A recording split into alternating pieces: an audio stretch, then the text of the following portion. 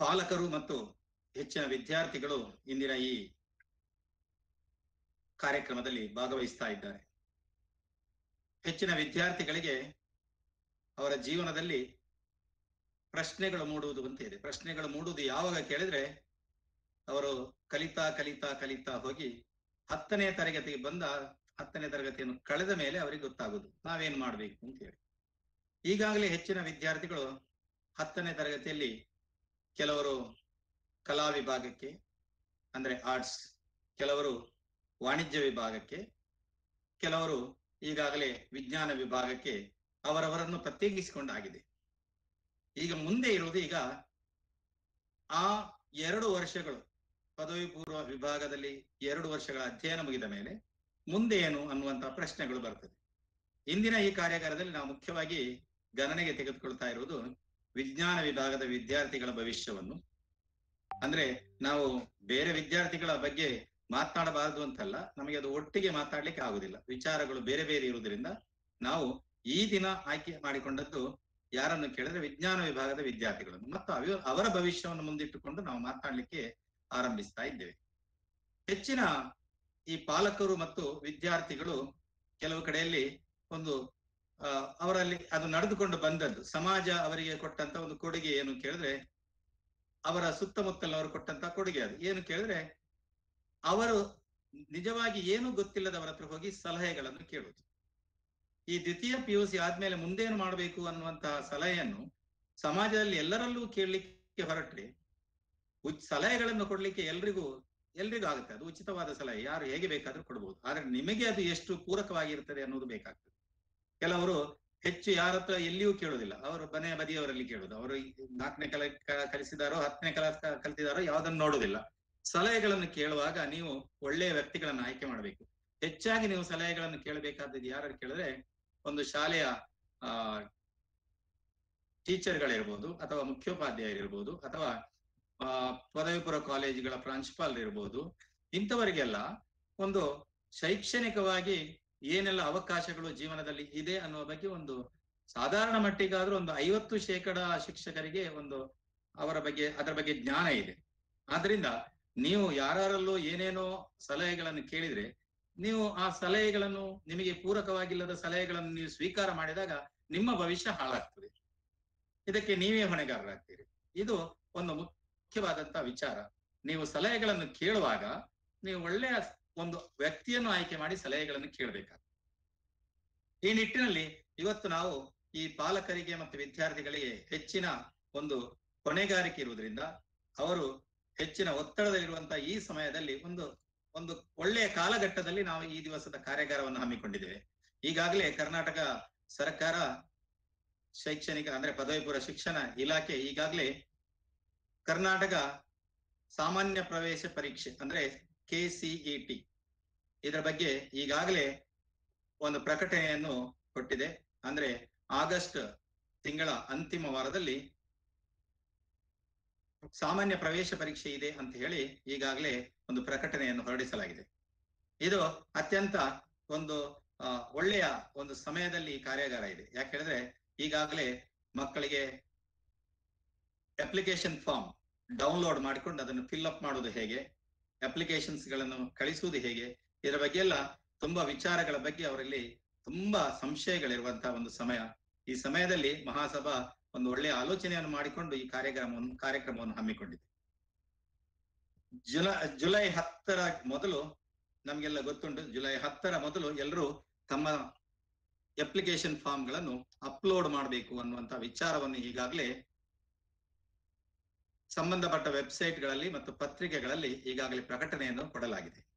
ಇದು ಸಾಮಾನ್ಯ ಪ್ರವೇಶ ಪರೀಕ್ಷೆ. ಆದ್ರೆ ನಾನು ಮಕ್ಕಳಿಗೆ ಈ ಕಾಲದಲ್ಲಿ ಕೇವಲ ಸಾಮಾನ್ಯ ಪ್ರವೇಶ ಪರೀಕ್ಷೆಯ ಬಗ್ಗೆ ಮಾತ್ರ ನಾನು ಹೇಳ್ತಾ ಇಲ್ಲ, ಅದರೊಂದಿಗೆ ನೀಟ್ ಮತ್ತೆ JEE ಅದು ಯಾರಿಗೆ, ಅದು ಹೇಗೆ, ಅದರ ಬಗ್ಗೆ ಏನಾಗಬೇಕು, ಅದರ ಬಗ್ಗೆಯೂ ನಾವು ಮಾತಾಡಬೇಕಾಗ್ತದೆ. ಅದನ್ನೆಲ್ಲವನ್ನು ಮುಂದಿಟ್ಟುಕೊಂಡು ನಾನು ಈ ಮಾತುಗಳನ್ನು ಮುಂದುವರಿಸ್ತಾ ಇದ್ದೇನೆ. ಇದು ಜಸ್ಟ್ ನಾನು ಹೇಳ್ತಾ ಇರೋದು ಕೇವಲ ಒಂದು ನಿಮಗೆ ಇನ್ಫಾರ್ಮೇಶನ್ ಕೊಡುವಂತಹ ಸೆಷನ್. ಇದನ್ನು ಇನ್ಫಾರ್ಮೇಶನ್ ಅನ್ನು ನೀವು ತೆಗೆದುಕೊಳ್ಳುವುದು ತುಂಬಾ ಮುಖ್ಯವಾಗ್ತದೆ.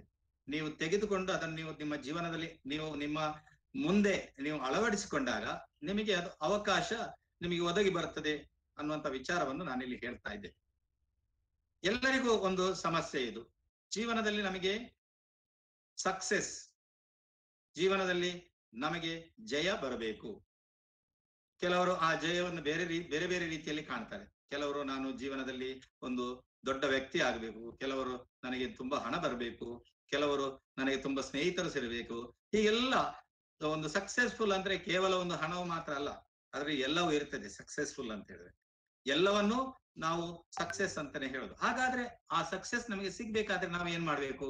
ಸಮಾಜದಲ್ಲಿ ಒಳ್ಳೆಯ ಗೌರವ ನಮಗೆ ಬರ್ಬೇಕಂತ ಹೇಳಿದ್ರೆ ನಾವು ಈ ಕಾಲದಲ್ಲಿ ನಾವು ವಿದ್ಯಾರ್ಥಿಯಾಗಿರುವಾಗ ನಾವು ಒಳ್ಳೆಯ ನಿರ್ಧಾರಗಳನ್ನು ಮಾಡಬೇಕಾಗ್ತದೆ. ಸೊ ದ್ವಿತೀಯ PUC ವಿಜ್ಞಾನ ಕಲಿತ ಮೇಲೆ ನಾವು ಮುಂದೆ ಏನು ಮಾಡಬಹುದು ಅನ್ನುವ ಬಗ್ಗೆ ನಾವು ಆಲೋಚನೆ ಮಾಡಿದಾಗ ವಿಜ್ಞಾನ ವಿದ್ಯಾರ್ಥಿಗಳಿಗೆ ಕಾಣುವುದು, ಹತ್ತಿರದಲ್ಲಿ ಕಾಣುವುದು ಯಾವುದು ಕೇಳಿದ್ರೆ ಕರ್ನಾಟಕ CET, KCET ಅನ್ನೋದು ತುಂಬಾ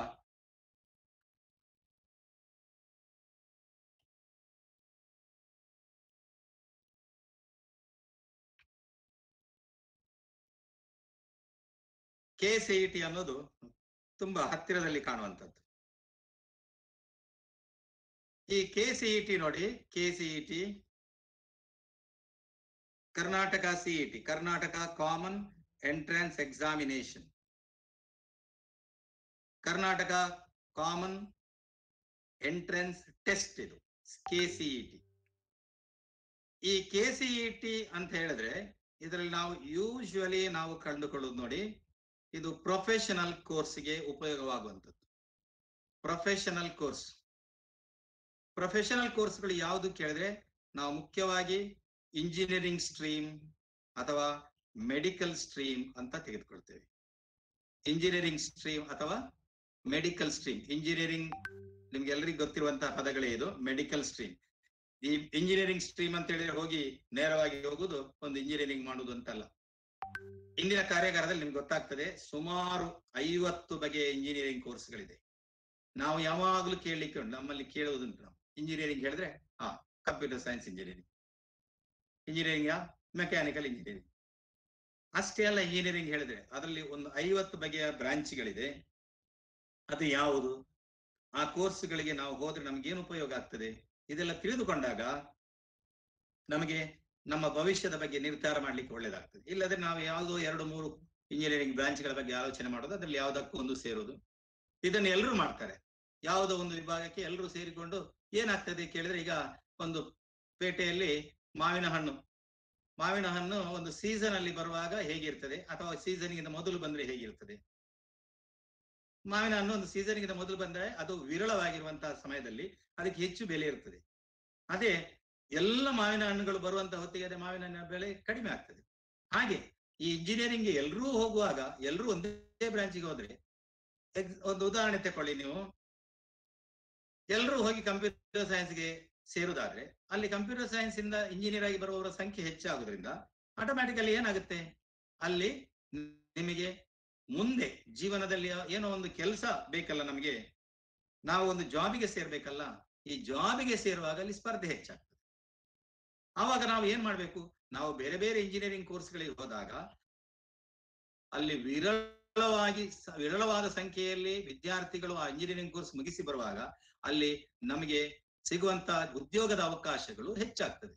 ಈ ದೂರದೃಷ್ಟಿಯನ್ನು ಇಟ್ಟುಕೊಂಡು ನಾವು ಯಾವುದೇ ರೀತಿಯ ಈ ಇಂಜಿನಿಯರಿಂಗ್ ಕೋರ್ಸ್ಗಳನ್ನು ಆಯ್ಕೆ ಮಾಡಿಕೊಳ್ಬೇಕಾಗುತ್ತೆ. ಹಾಗೆ ಮೆಡಿಕಲ್ ಹೇಳಿದ್ರೆ ಕೇವಲ MBBS ಅಲ್ಲ, ಮೆಡಿಕಲ್ ನ ಲೈನ್ ಅಲ್ಲಿ ನಾವು ಮೆಡಿಕಲ್ ಸ್ಟ್ರೀಮ್ ಅಂತ ಹೇಳ್ತಾ ಇದ್ದೇವೆ. ಮೆಡಿಕಲ್ ಸ್ಟ್ರೀಮ್ ಅಂದ್ರೆ ಇವತ್ತು ನರ್ಸಿಂಗ್ ಕೇಳಿದ್ರು ಅದು ಮೆಡಿಕಲ್ ಸ್ಟ್ರೀಮ್. ಒಬ್ಬ BSc ಅಲ್ಲಿ ಅಗ್ರಿಕಲ್ಚರ್ ಮಾಡ್ತಾನೆ ಅಂದ್ರೆ ಅದು ಮೆಡಿಕಲ್ ಸ್ಟ್ರೀಮಿಗೆ ಬರುತ್ತದೆ. ಇಂಥದ್ದು ತುಂಬಾ ಇರುತ್ತದೆ. ಈ ಎರಡು ಇಂಜಿನಿಯರಿಂಗ್ ಮತ್ತು ಮೆಡಿಕಲ್ಗಳ ನಡುವೆ ನಮ್ಮ ಹತ್ರ ಒಂದು ಸ್ಟ್ರೀಮ್ ಇದೆ. ಮೆಡಿಕಲ್ ಮತ್ತು ಇಂಜಿನಿಯರಿಂಗ್ಗಳ ನಡುವೆ ನಮ್ಮ ಹತ್ರ ಒಂದು ಸ್ಟ್ರೀಮ್ ಇದೆ, ಅದು BSc. BSc ಯಲ್ಲಿಯೂ ನಾವು ಹೇಳುವಾಗ ಒಂದು ಸಾಮಾನ್ಯವಾದ BScಗೆ ಹೋಗಿ ಸೇರ್ಬೇಕಂತ ಏನಿಲ್ಲ. ನಾವು ಸಾಮಾನ್ಯವಾದ BSc ಅನ್ನು ಬಿಟ್ಟು ಬೇರೆ BScಗಳಿಗೂ ಸೇರ್ಬೋದು. ನಮಗೆ ಗೊತ್ತಾಗತ್ತೆ ಇಲ್ಲಿ ಎಷ್ಟು ನಮೂನೆಯ BScಗಳು ನಮ್ಮ ಹತ್ರ ಇದೆ, ಎಷ್ಟು ನಮೂನೆಯ BScಗಳು ನಮ್ಮ ಹತ್ರ ಇದೆ. ಆ ಯಾವುದೋ BScಗಳಿಗೆ ನಾವು ಸಾಮಾನ್ಯ BScಗಳಿಗೆ ಸೇರೋದಕ್ಕಿಂತ ಒಳ್ಳೆಯ BScಗಳಿಗೆ ನಾವು ಸೇರಿದ್ರೆ ನಮಗೆ ಅಲ್ಲಿಯೂ ಅವಕಾಶ ಇದೆ. ಉದ್ಯೋಗಕ್ಕೆ ಪೂರಕವಾದಂತಹ BSc ಡಿಗ್ರಿಗಳನ್ನು ನಾವು ಮಾಡಬಹುದು. ಇದೆಲ್ಲವರ ಬಗ್ಗೆ ನಾವು ಇಲ್ಲಿ ತಿಳ್ಕೊಳ್ಳಿಕ್ಕಿದೆ. ತುಂಬಾ ಅವಕಾಶಗಳು ನಿಮಗೆ ಈ ನಮ್ಮ ಸ್ಕ್ರೀನ್ ಕಾಣಿಸ್ತಾ ಇರ್ತದೆ.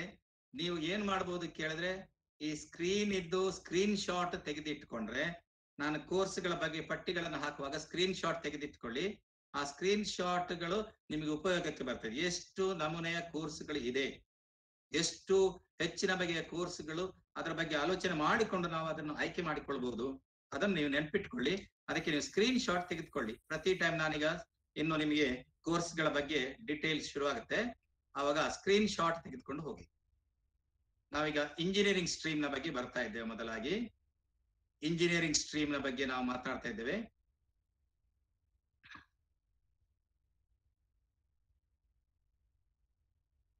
ಇಂಜಿನಿಯರಿಂಗ್ ಸ್ಟ್ರೀಮ್ಗೆ ಬರುವಾಗ ನಮಗೆ ಮೊದಲಾಗಿ ಕಾಣೋದು ಬಿಟೆಕ್, ಬ್ಯಾಚುಲರ್ ಆಫ್ ಟೆಕ್ನಾಲಜಿ ಅಂತ ಹೇಳಿ ಬರ್ತದೆ. ಬ್ಯಾಚುಲರ್ ಆಫ್ ಟೆಕ್ನಾಲಜಿ ಅಂದ್ರೆ ಇದಕ್ಕೆ ಒಂದು ಇಂಜಿನಿಯರಿಂಗ್ ಅಲ್ಲಿ ಬರುವಂತ ಇದು ಒಂದು ಹೈಯರ್ ಲೆವೆಲ್ ಕೋರ್ಸ್. ಇದು ಹೈಯರ್ ಲೆವೆಲ್ ಇಂಜಿನಿಯರಿಂಗ್ ಕೋರ್ಸ್. ಇದನ್ನು ನಾವು ಈ ಬಿಟೆಕ್ ಡಿಗ್ರಿಯನ್ನು ಮಾಡಬೇಕಾದ್ರೆ IIT, Indian institute of technology, IIT ಅಂತಹ ಒಂದು ಕಾಲೇಜುಗಳಿಗೆ ಸೇರ್ಬೇಕಾಗುತ್ತೆ. ಅಥವಾ ಹತ್ತಿರದಲ್ಲಿ ಹೇಳೋದಾದ್ರೆ ನಮ್ಮದು national institute of technology NITK ಸುರತ್ಕಲಲ್ಲಿ ಇದೆ. ಅಂತ ಒಂದು ಸಂಸ್ಥೆಗೆ ಸೇರಿದಾಗ ನಿಮಗೆ ಬಿಟೆಕ್ ಡಿಗ್ರಿ ಸಿಗ್ತದೆ. ಬಿಟೆಕ್ ಆದ್ಮೇಲೆ ಇನ್ನೂ ಇಂಜಿನಿಯರಿಂಗ್ ಅಲ್ಲಿ ಮುಂದಿನ ಕೋರ್ಸ್ ಯಾವುದು ಕೇಳಿದ್ರೆ, ನೋಡಿ ಇಲ್ಲಿ BE ಡಿಗ್ರಿಗಳು ಅಂತ ಬರ್ತದೆ. ಎರಡು ನಮಗೆ ಪ್ರೊಫೆಷನಲ್ ಕೋರ್ಸ್ಗಳಿಗೆ ಹೋಗುವಾಗ ಎರಡು ಮಾಧ್ಯಮಗಳು ಬರ್ತದೆ. ಒಂದು ಇಂಜಿನಿಯರಿಂಗ್ ಸ್ಟ್ರೀಮ್ ಅಂತ ಹೇಳ್ತೇವೆ, ಮತ್ತೊಂದು ಮೆಡಿಕಲ್ ಸ್ಟ್ರೀಮ್. ಈ ಇಂಜಿನಿಯರಿಂಗ್ ಸ್ಟ್ರೀಮ್ ಅಂತ ಹೇಳುವಾಗ ಅಲ್ಲಿ ಒಂದಷ್ಟು ಬ್ರಾಂಚಸ್ ಬರ್ತದೆ. ಕೇವಲ ಒಂದು 2-3 ಬ್ರಾಂಚ್ಗಳ ಬಗ್ಗೆ ನಾವು ಮಾತ್ರ ಆಲೋಚನೆ ಮಾಡೋದು ಯಾವಾಗಲೂ. ಇಂಜಿನಿಯರಿಂಗ್ ಸ್ಟ್ರೀಮ್ ಅಲ್ಲಿ ಒಂದು 50ಕ್ಕಿಂತ ಹೆಚ್ಚು ಬ್ರಾಂಚ್ಗಳು ಬರ್ತದೆ. ಮೊದಲಾಗಿ ಇಂಜಿನಿಯರಿಂಗ್ ಅಂದ್ರೆ ಏನು ಅಂತ ಹೇಳಿ ನೋಡಿ. ಇದು ಒಂದು ಬಿಟೆಕ್ ಡಿಗ್ರಿ ಅಂತ ಬರುತ್ತೆ. ಬಿಟೆಕ್ ಅಂತ ಹೇಳಿದ್ರೆ, ಈ ಬಿಟೆಕ್ ಡಿಗ್ರಿ ಮಾಡ್ಲಿಕ್ಕೆ ನೀವು IIT ಕಾಲೇಜುಗಳಿಗೆ ಹೋಗ್ಬೇಕಾಗುತ್ತೆ ಬಿಟೆಕ್ ಡಿಗ್ರಿ, ಅಥವಾ NIT ಕಾಲೇಜುಗಳಿಗೆ ಹೋಗ್ಬೋದು. ಈ IIT ಕಾಲೇಜುಗಳಿಗೆ ಹೋಗೋದು ಅಥವಾ NIT ಕಾಲೇಜುಗಳಿಗೆ ಹೋಗುದಾದ್ರೆ ಅದಕ್ಕೆ ನಾವು ಬರೀಬೇಕಾದ ಪರೀಕ್ಷೆ ಯಾವುದು ಕೇಳಿದ್ರೆ JEE ಪರೀಕ್ಷೆಗಳನ್ನು ಬರೀಬೇಕಾಗುತ್ತೆ. ಇದು ರಾಷ್ಟ್ರ ಮಟ್ಟದ ಪರೀಕ್ಷೆ. ಇದು JEE ಅನ್ನೋದು ರಾಷ್ಟ್ರ ಮಟ್ಟದ ಪರೀಕ್ಷೆ. ಇದು ಅಥವಾ ಇನ್ನು ರಾಷ್ಟ್ರ ಮಟ್ಟದ ಪರೀಕ್ಷೆಯನ್ನು ಬಿಟ್ಟು ನಿಮಗೆ ಈ ಕಾಲೇಜುಗಳಿಗೆ ಯಾವುದು IIT ಮತ್ತು NIT ಕಾಲೇಜುಗಳಿಗೆ ಹೋಗ್ಲಿಕ್ಕೆ ಆಗುದಿಲ್ಲ. ಇದರಲ್ಲಿ ನಾವು 2 ವಿಭಾಗ ಮಾಡಿಕೊಳ್ಬಹುದು. ಈ JEE ಪರೀಕ್ಷೆ ಬರೆಯುವಾಗ ಇದರಲ್ಲಿ JEE ಮೇನ್ ಅಂತ ಬರೆದ್ರೆ ನಾವು NIT ಕಾಲೇಜುಗಳಿಗೆ ಹೋಗ್ಲಿಕ್ಕೆ ಆಗ್ತದೆ. ನಮ್ಮ ಹತ್ತಿರ ಸುರತ್ಕಲಲ್ಲಿ NIT ಕಾಲೇಜ್ ಇದೆ. ಇದು ಮಾತ್ರ ಅಲ್ಲ ಇರೋದು, ದೇಶಾದ್ಯಂತ 29 ಕಾಲೇಜುಗಳಿದೆ NIT ಕಾಲೇಜುಗಳು. ಇದಕ್ಕೆಲ್ಲ ಹೋಗ್ಬೇಕಾದ್ರೆ ನಿಮ್ಮ ಹತ್ರ JEE ಮೇನ್ ಪರೀಕ್ಷೆ ಸಾಕಾಗ್ತದೆ. ಆದ್ರೆ ಈ JEE ಮೇನ್ ಆದ ಮೇಲೆ ಇನ್ನೊಂದು ಪರೀಕ್ಷೆ ಬರ್ತದೆ, JEE ಅಡ್ವಾನ್ಸ್ ಅನ್ನುವ ಪರೀಕ್ಷೆ ಬರ್ತದೆ. ಈ JEE ಅಡ್ವಾನ್ಸ್ ಅನ್ನುವ ಪರೀಕ್ಷೆ ಬಂದಾಗ ಅದನ್ನು ಬರೆದು ನೀವು ಕ್ವಾಲಿಫೈ ಆದ್ರೆ IIT ಕಾಲೇಜುಗಳು, ನಮ್ಮ ಹತ್ರ ಭಾರತದಲ್ಲಿ ಎಷ್ಟು IIT ಕಾಲೇಜುಗಳಿದೆ ಹೇಳಿದ್ರೆ 11 IIT ಕಾಲೇಜುಗಳಿದೆ.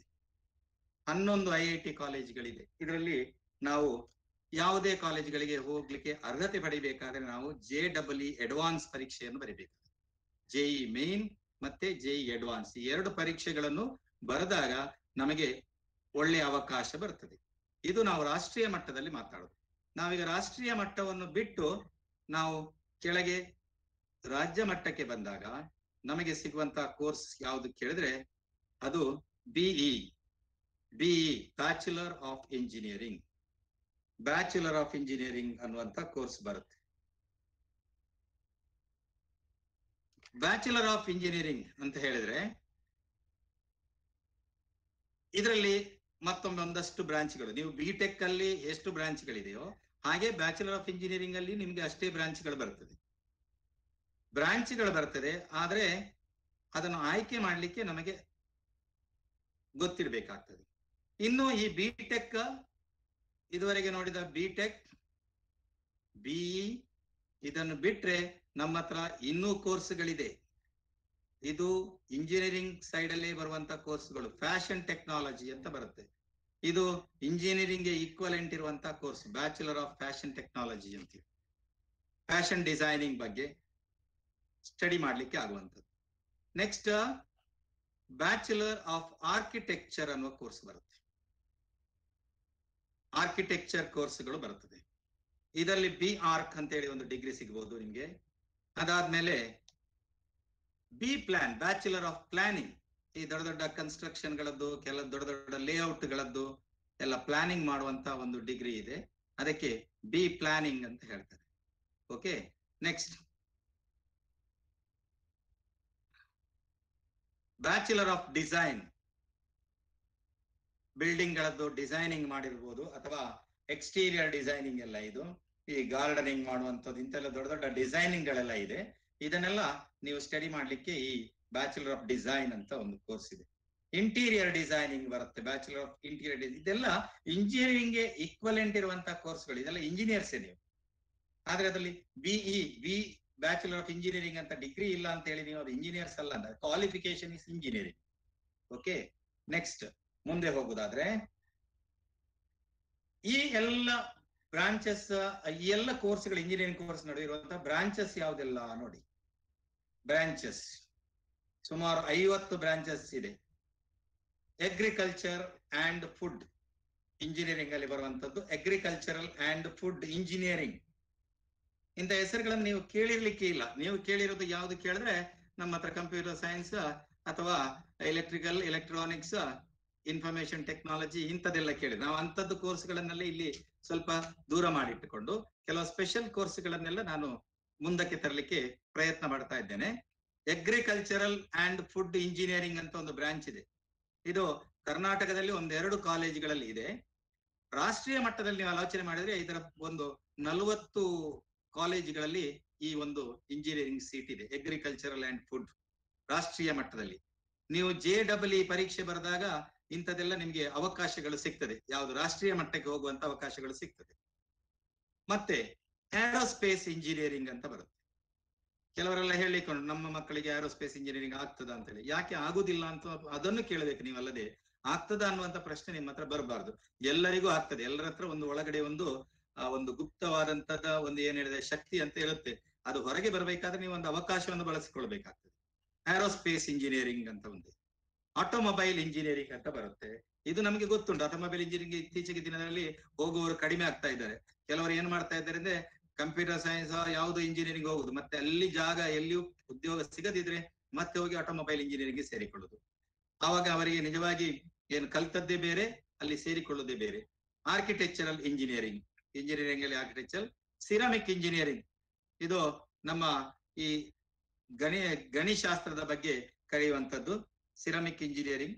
Next biological sciences engineering ಅಲ್ಲಿ ಬಯಾಲಜಿಕಲ್ ಸೈನ್ಸಸ್. ಈ ಬಯಾಲಜಿಕಲ್ ಅಂತ ಹೇಳಿದ್ರೆ ನೀವು ನೋಡಿರ್ಬೋದು, ಜಸ್ಟ್ ಬಯಾಲಜಿ ಅವರು ಬಯಾಲಜಿಕಲ್ ಸೈನ್ಸಸ್ಗೆ ಹೋಗುದಲ್ಲ. ಇಂಜಿನಿಯರಿಂಗ್ ಅಲ್ಲಿ ಈ ಬಯಾಲಜಿಕಲ್ ಸೈನ್ಸ್ ಬೇಕಾದ ಇನ್ಸ್ಟ್ರೂಮೆಂಟ್ಸ್ ಅದನ್ನೆಲ್ಲ ಡಿಸೈನ್ ಮಾಡುವಂತ ಒಂದು ಇಂಜಿನಿಯರಿಂಗ್ ಇದೆ.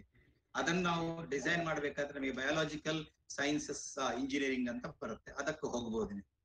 ಹಾಗೆ ಬಯೋಕೆಮಿಕಲ್ ಇಂಜಿನಿಯರಿಂಗ್, ಸಿವಿಲ್, ನಿಮ್ಗೆಲ್ಲ ಕಾಮನ್ ಆಗಿ ಗೊತ್ತಿರುವಂತ ಸಿವಿಲ್ ಇಂಜಿನಿಯರಿಂಗ್. ಬಯೋಕೆಮಿಕಲ್ ಇಂಜಿನಿಯರಿಂಗ್ ಅಂತ ಬರುತ್ತೆ ಒಂದು. ಇನ್ನು ಕೆಮಿಕಲ್ ಇಂಜಿನಿಯರಿಂಗ್ ಸ್ವಲ್ಪ ಇತ್ತೀಚಿನ ದಿನಗಳಲ್ಲಿ ಮಕ್ಕಳೆಲ್ಲ ಹೋಗುದು ಕಡಿಮೆ. ಕೆಮಿಕಲ್ ಇಂಜಿನಿಯರಿಂಗ್ ನೆನ್ಪಿಟ್ಟುಕೊಳ್ಳಿ, ನಾನು ಆಗಲೇ ಹೇಳಿದ್ದೇನೆ, ಅತ್ಯಂತ ಕಡಿಮೆ ಮಕ್ಕಳು ಎಲ್ಲಿಗೆ ಹೋಗ್ತಾರೆ ಅಲ್ಲಿಗೆ ನೀವು ಹೋಗ್ಬೇಕು. ಆವಾಗ ನಿಮಗೆ ಉದ್ಯೋಗಕ್ಕೆ ಅವಕಾಶ ಹೆಚ್ಚಿರ್ತದೆ. ಹಾಗೆ ಬಯೋಟೆಕ್ನಾಲಜಿ ಇಂಜಿನಿಯರಿಂಗ್, ಇದಕ್ಕೆ ಭಾರತದಲ್ಲಿ ಸ್ವಲ್ಪ ಇತ್ತೀಚೆಗೆ ಸ್ವಲ್ಪ ಅವಕಾಶಗಳು ಬರ್ತಾ ಇದೆ. ಒಂದು ಕೆಲವು ವರ್ಷಗಳ ಹಿಂದೆ ಇದಕ್ಕೆ ಅವಕಾಶ ಇರಲಿಲ್ಲ. ಬಟ್ ಅಂತಾರಾಷ್ಟ್ರೀಯ ಮಟ್ಟದಲ್ಲಿ ಇದಕ್ಕೆ ತುಂಬಾ ಬೇಡಿಕೆ ಇರುವಂತ ಒಂದು ಬಯೋಟೆಕ್ನಾಲಜಿ ಇಂಜಿನಿಯರಿಂಗ್.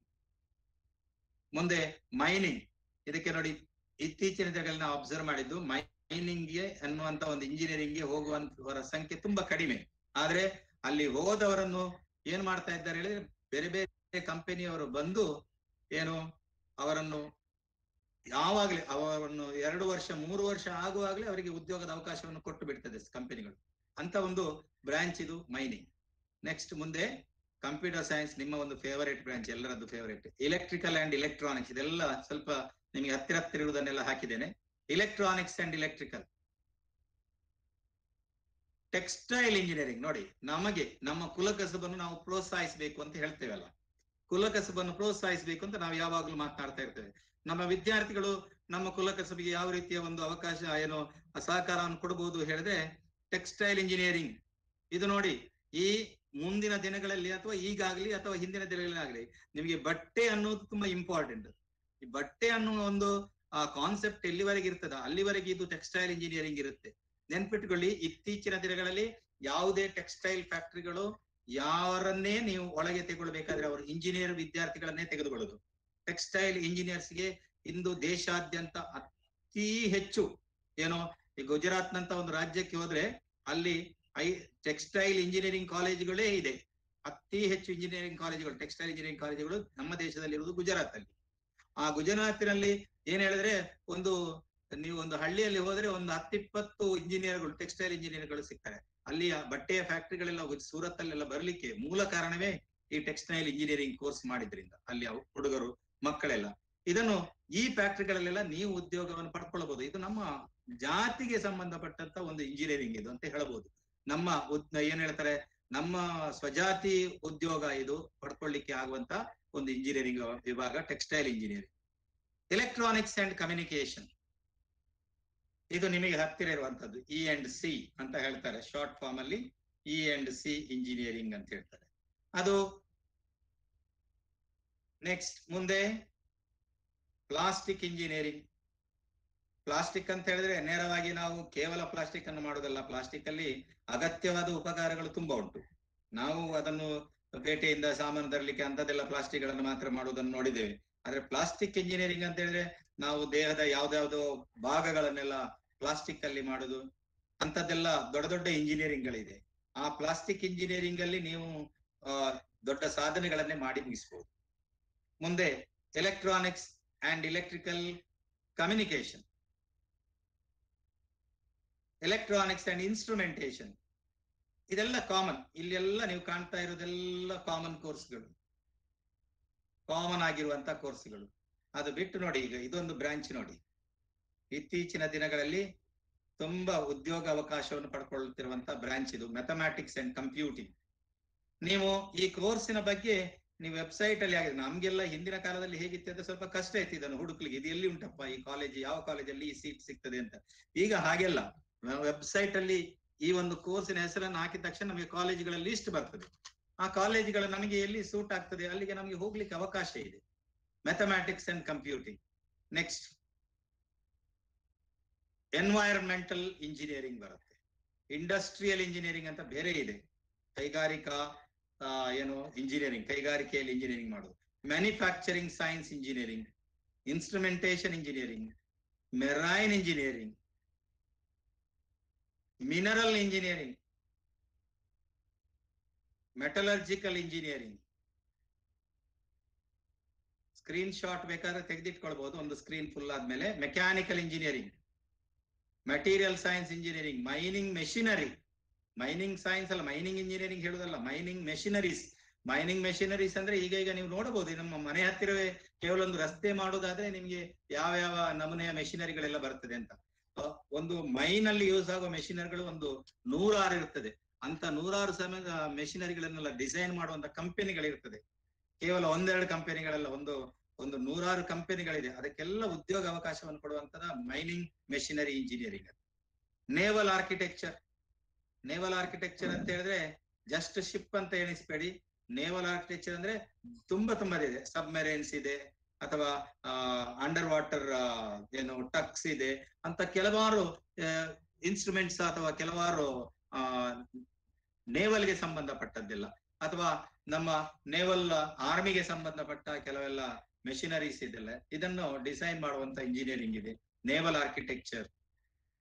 ಪೆಟ್ರೋಲಿಯಂ ಇಂಜಿನಿಯರಿಂಗ್ ಅಂತ ಇದೆ. ಪೆಟ್ರೋಲಿಯಂ ಇಂಜಿನಿಯರಿಂಗ್ ತುಂಬಾ ಒಳ್ಳೆಯ engineering.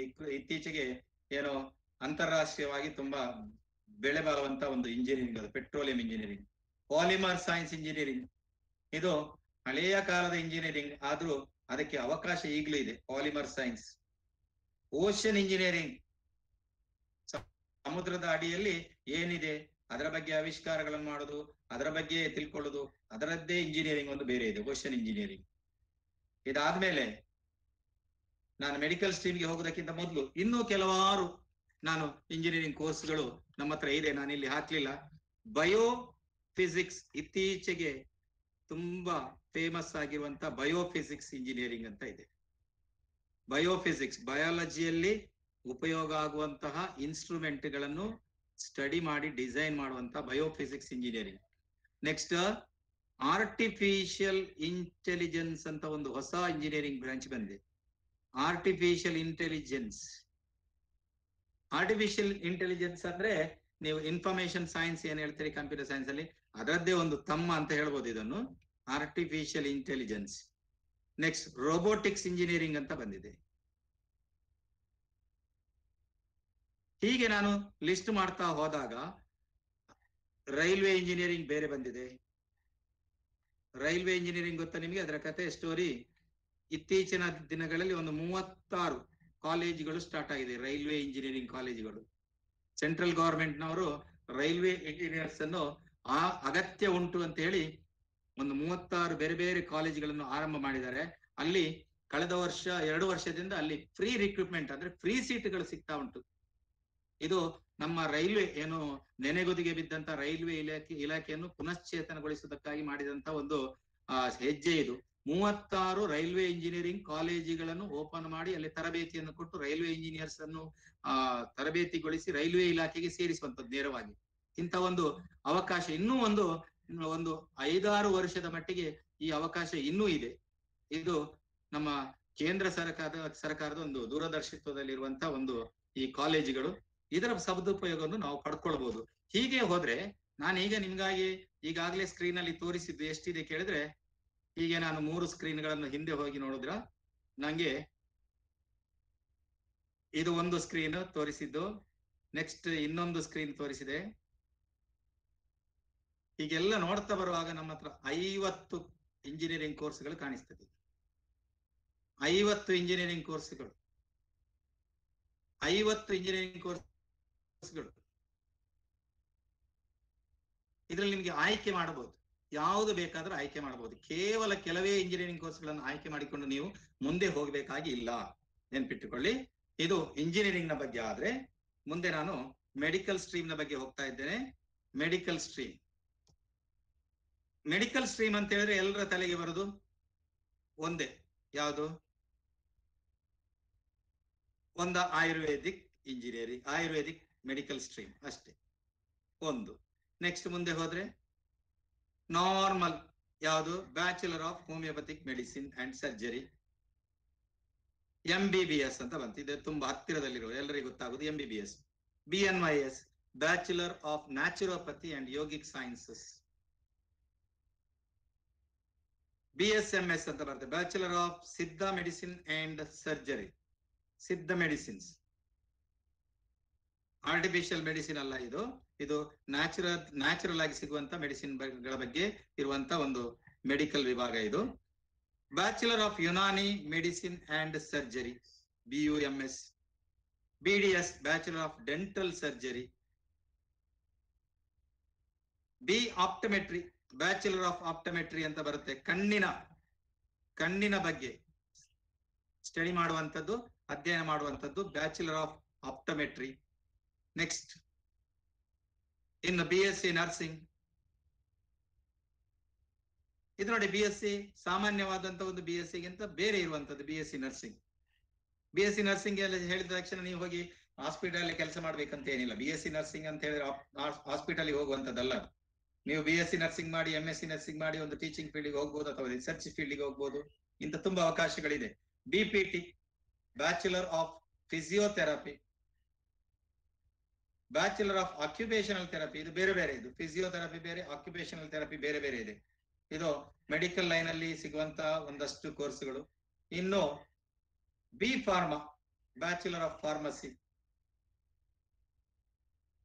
Pharma D, doctor of pharmacy.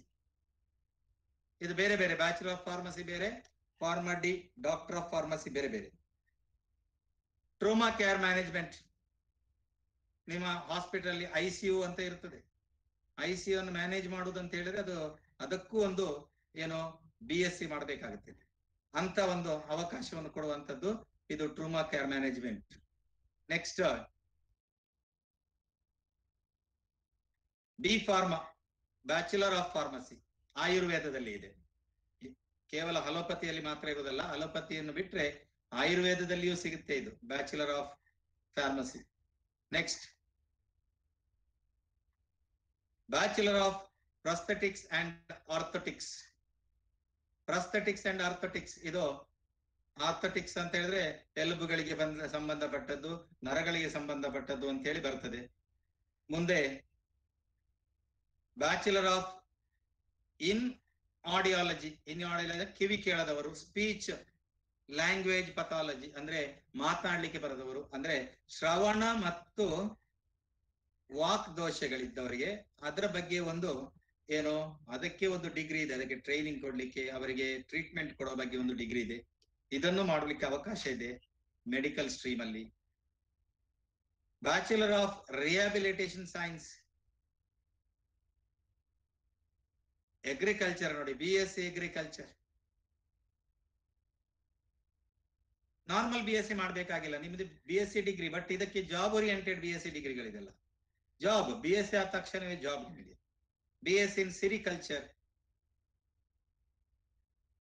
Veterinary science, bachelor of veterinary science, ಇದೆಲ್ಲ BSc ಡಿಗ್ರಿಗಳಿದು ಕೊನೆಯಲ್ಲಿ ಬಂದದ್ದು. ಬ್ಯಾಚುಲರ್ ಆಫ್ ಫಿಶರೀಸ್ ಸೈನ್ಸಸ್, ಇದೆಲ್ಲ ನಿಮಗೆ ಅವಕಾಶಗಳಿದೆ ಅಂತ ಹೇಳಿ ಒಂದು ಇದು ಓಪನ್. ಈಗ ಏನಾಯ್ತು, ನಿಮಗೆ ಮೆಡಿಕಲ್ ಸ್ಟ್ರೀಮ್ ಅಲ್ಲಿ ಯಾವ್ದೆಲ್ಲ ಡಿಗ್ರಿಗಳನ್ನು ತೆಗೆದುಬಹುದು ಅಥವಾ ಇಂಜಿನಿಯರಿಂಗ್ ಅಲ್ಲಿ ಯಾವ್ದೆಲ್ಲ ಡಿಗ್ರಿಗಳನ್ನು ತೆಗೆದುಕೊಳ್ಬಹುದು ಅನ್ನುವಂತ ಅವಕಾಶ. ಆದ್ರೆ ಈಗ ನಾವು KCET ಅನ್ನು ಬರೆದು ನಾವೇನ್ ಮಾಡಬಹುದು ಅಂತ ಹೇಳಿ ಅದರ ಬಗ್ಗೆ ಆಲೋಚನೆ ಮಾಡ್ತಾ ಇದ್ದೇವೆ. ನೋಡಿ, KCET ಯಾರಿಗೆ ಇದೆ? Is being conducted for the purpose of determining eligibility. ಯಾರಿಗೆ? ಕರ್ನಾಟಕದ ವಿದ್ಯಾರ್ಥಿಗಳಿಗೆ. ಮತ್ತು ಇದೊಂದು ವಿಶೇಷವಾದಂತ ಅವಕಾಶ ಕೊಟ್ಟದ್ದು ಜಮ್ಮು ಮತ್ತು ಕಾಶ್ಮೀರದ ಮೈಗ್ರೆಂಟ್ಸ್ ಏನಿದ್ದಾರೆ, ಅಲ್ಲಿಂದ ಪಲಾಯನ ಆದವರು, ಅವರಿಗೆ ಪ್ರಥಮ ವರ್ಷಕ್ಕೆ ಇಂಜಿನಿಯರಿಂಗ್ ಕೋರ್ಸ್ಗಳಿಗೆ ಸೇರ್ಲಿಕ್ಕೆ ಇರುವಂತ ಒಂದು ಕೋರ್ಸ್ ಇದೆ. ಇದು ಎಕ್ಸಾಮಿನೇಷನ್, ಎಲಿಜಿಬಿಲಿಟಿ ಎಕ್ಸಾಮಿನೇಷನ್. ಇಂಜಿನಿಯರಿಂಗ್ಗೆ ಹೋಗ್ಲಿಕ್ಕೆ ಆಗ್ತದೆ, ಟೆಕ್ನಾಲಜಿಗೆ ಹೋಗ್ಲಿಕ್ಕೆ ಆಗ್ತದೆ, ಆರ್ಕಿಟೆಕ್ಚರ್ಗೆ ಹೋಗ್ಲಿಕ್ಕೆ ಆಗ್ತದೆ, ಯೋಗ ಮತ್ತೆ ನ್ಯಾಚುರೋಪತಿಗೆ ಹೋಗ್ಬೋದು. ಇಲ್ಲಿ ಫಾರ್ಮ್ ಸೈನ್ಸ್ ಅಂದ್ರೆ ನಿಮ್ದು B ಫಾರ್ಮ್ D ಫಾರ್ಮ್ ಏನ್ ಹೇಳಿದ್ರೆ ಅದೆಲ್ಲ. ಬ್ಯಾಚುಲರ್ ಆಫ್ ವೆಟರ್ನಿಟಿ ಸೈನ್ಸ್ಗೆ ಹೋಗ್ಬೋದು. ಎನಿಮಲ್ ಹಸ್ಬೆಂಡ್ರಿ ಅಂದ್ರೆ ವೆಟರ್ನರಿ ಸೈನ್ಸ್ ಅಲ್ಲಿ BSc ಅಗ್ರಿಕಲ್ಚರ್ಗೆ ಹೋಗ್ಬೋದು, ಸೆರಿಕಲ್ಚರ್ಗೆ ಹೋಗ್ಬೋದು, ಹಾರ್ಟಿಕಲ್ಚರ್ಗೆ ಹೋಗ್ಬೋದು, BSc ಫಾರೆಸ್ಟ್ರಿಗೆ ಹೋಗ್ಬೋದು, BTechಗೆ ಹೋಗ್ಬೋದು, ಬಯೋಟೆಕ್ನಾಲಜಿ, BSc ಕಮ್ಯುನಿಟಿ ಸೈನ್ಸ್ ಅಂತ ಬರುತ್ತೆ, BTech ಅಗ್ರಿಕಲ್ಚರ್ ಎಲ್ಲ ಇಂಜಿನಿಯರಿಂಗ್ ಬರುತ್ತೆ, BTech ಫುಡ್ ಟೆಕ್ನಾಲಜಿ, ಇಂಥದೆಲ್ಲ ನೋಡಿ. ಡೈರಿ ನೋಡಿ, BTech ಇನ್ ಡೈರಿ ಟೆಕ್ನಾಲಜಿ, ಇದು ಕರ್ನಾಟಕದ ಈ ಕಾಮನ್ ಎಂಟ್ರಾನ್ಸ್ ಎಕ್ಸಾಮಿನೇಷನ್ ಯೂಸ್ ಮಾಡಿಕೊಂಡು ಹೋಗುವಂತದ್ದು. ಕೆಲವು ಕೋರ್ಸ್ಗಳು ಇದು ಕರ್ನಾಟಕದಲ್ಲಿ ಸ್ಪೆಷಲ್ ಆಗಿರುವಂತದ್ದು. BTech ಇನ್ ಡೈರಿ ಟೆಕ್ನಾಲಜಿ ಇದು ಕರ್ನಾಟಕದಲ್ಲಿದೆ, ಫಿಶರೀಸ್ ಕರ್ನಾಟಕದಲ್ಲಿ ಇದೆ, BSc ಇದು ಯಾವುದು B ಫಾರ್ಮ್ ಅದೆಲ್ಲ ಹೇಳಿದಲ್ಲ, ಕೆಲವೆಲ್ಲ ಕೋರ್ಸ್ಗಳಿದೆ. ಬಟ್ ಇದರೆಲ್ಲ ಈ ಎಕ್ಸಾಮಿನೇಷನ್ ಯೂಸ್ ಮಾಡಿಕೊಂಡು ನೀವು ಎಲ್ಲಿಗೆ ಹೋಗ್ಬೋದು ಕೇಳಿದ್ರೆ ನಮ್ಮ ಹತ್ರ ಗೌರ್ಮೆಂಟ್ ಕೋಟಾ ಅಂತ ಬರುತ್ತೆ. ಈ ಎಲ್ಲ ಪರೀಕ್ಷೆಗಳಿಗೆ ನಾವು ಬೇರೆ ಬೇರೆ ಕಾಲೇಜ್ಗಳಿಗೆ ಜಾಯಿನ್ ಆಗೋದಕ್ಕೆ ಒಂದು ಗೌರ್ಮೆಂಟ್ ಕೋಟಾ ಮತ್ತೊಂದು ಮ್ಯಾನೇಜ್ಮೆಂಟ್ ಕೋಟಾ ಅಂತ ಇದೆ. ಇದು ಮ್ಯಾನೇಜ್ಮೆಂಟ್ ಕೋಟಕ್ಕೆ ಈ ಎಕ್ಸಾಮಿನೇಷನ್ ಅಲ್ಲಿ ಯಾವುದೇ ಉಪಯೋಗ ಇರುವುದಿಲ್ಲ. ಅಂದ್ರೆ ಮ್ಯಾನೇಜ್ಮೆಂಟ್ ನವರೊಂದು ಸಪರೇಟ್ ಪರೀಕ್ಷೆ ಮಾಡ್ತಾರೆ, COMEDK ಅಂತ ಹೇಳ್ತಾರೆ. ಈ ಪರೀಕ್ಷೆಯನ್ನು ನೀವು ಬರೀಬೇಕಾಗ್ತದೆ ಮ್ಯಾನೇಜ್ಮೆಂಟ್ ಕೋಟಕ್ಕೆ ಹೋಗ್ಬೇಕಾದ್ರೆ.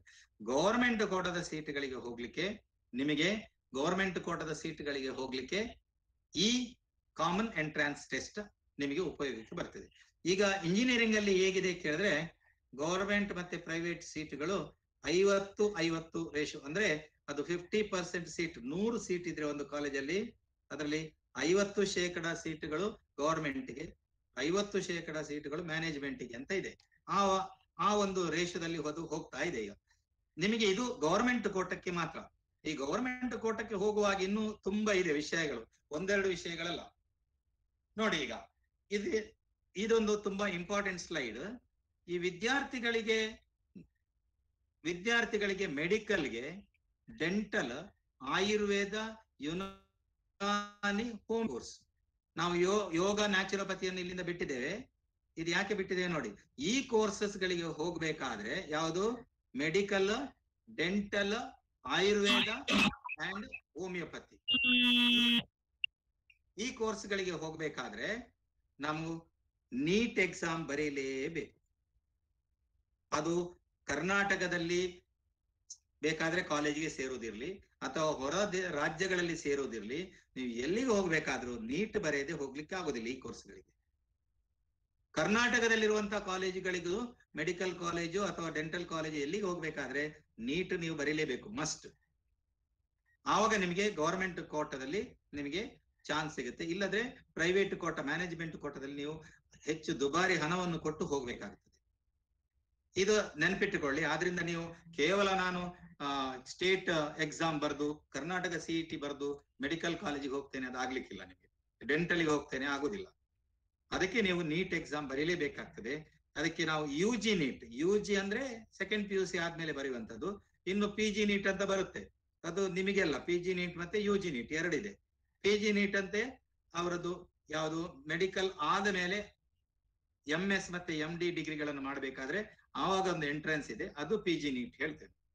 ಓಕೆ, ಸೊ ನೀವು ಯಾವುದೇ ರಾಜ್ಯದ ಕ್ಯಾಂಡಿಡೇಟ್ ಆದ್ರೂ ನೀವು ನೀಟ್ ಪರೀಕ್ಷೆ ಬರೆದಾಗ ಈ ಕೋರ್ಸ್ಗಳಿಗೆ ಹೋಗ್ಲಿಕ್ಕೆ ಆಗ್ತದೆ. ಕರ್ನಾಟಕದಲ್ಲಿ ಕಾಲೇಜ್ ಇದ್ರೂ ಕರ್ನಾಟಕದ ಕಾಲೇಜುಗಳಿಗೆ ಈ ಪರೀಕ್ಷೆ ಬರೆಯದೆ ಹೋಗ್ಲಿಕ್ಕೆ ಆಗುದಿಲ್ಲ, ನೆನ್ಪಿಟ್ಟುಕೊಳ್ಳಿ.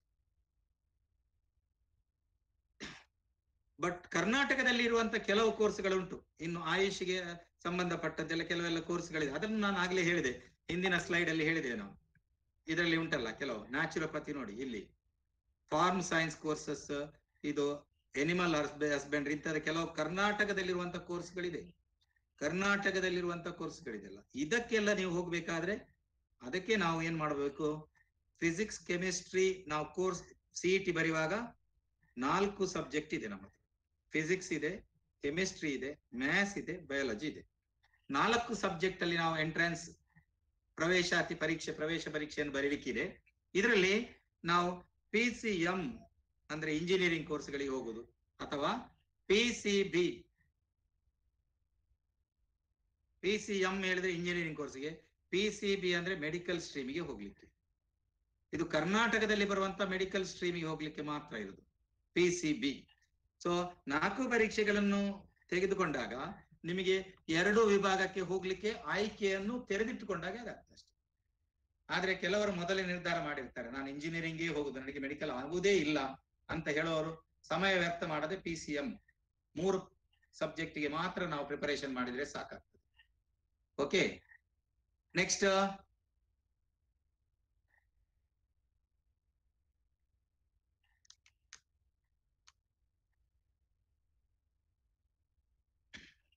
ನಮ್ಮ ಕರ್ನಾಟಕದಲ್ಲಿ ಈ KCET ಪರೀಕ್ಷೆಯನ್ನು ಕಂಡಕ್ಟ್ ಮಾಡೋದು ಯಾವುದು ಕೇಳಿದ್ರೆ KEA, ಕರ್ನಾಟಕ ಎಜುಕೇಶನ್ ಅಥಾರಿಟಿ ಅಂತ ಬರ್ತದೆ. ಅದು ನಮ್ಮ PUC ಅಂಡರ್ ಅಲ್ಲಿ ಬರುವಂತ ಒಂದು ಇಲಾಖೆ. ಅದು ಕರ್ನಾಟಕ ಎಜುಕೇಶನ್ ಅಥಾರಿಟಿ ಅಂತ ಹೇಳಿ ಬರ್ತದೆ.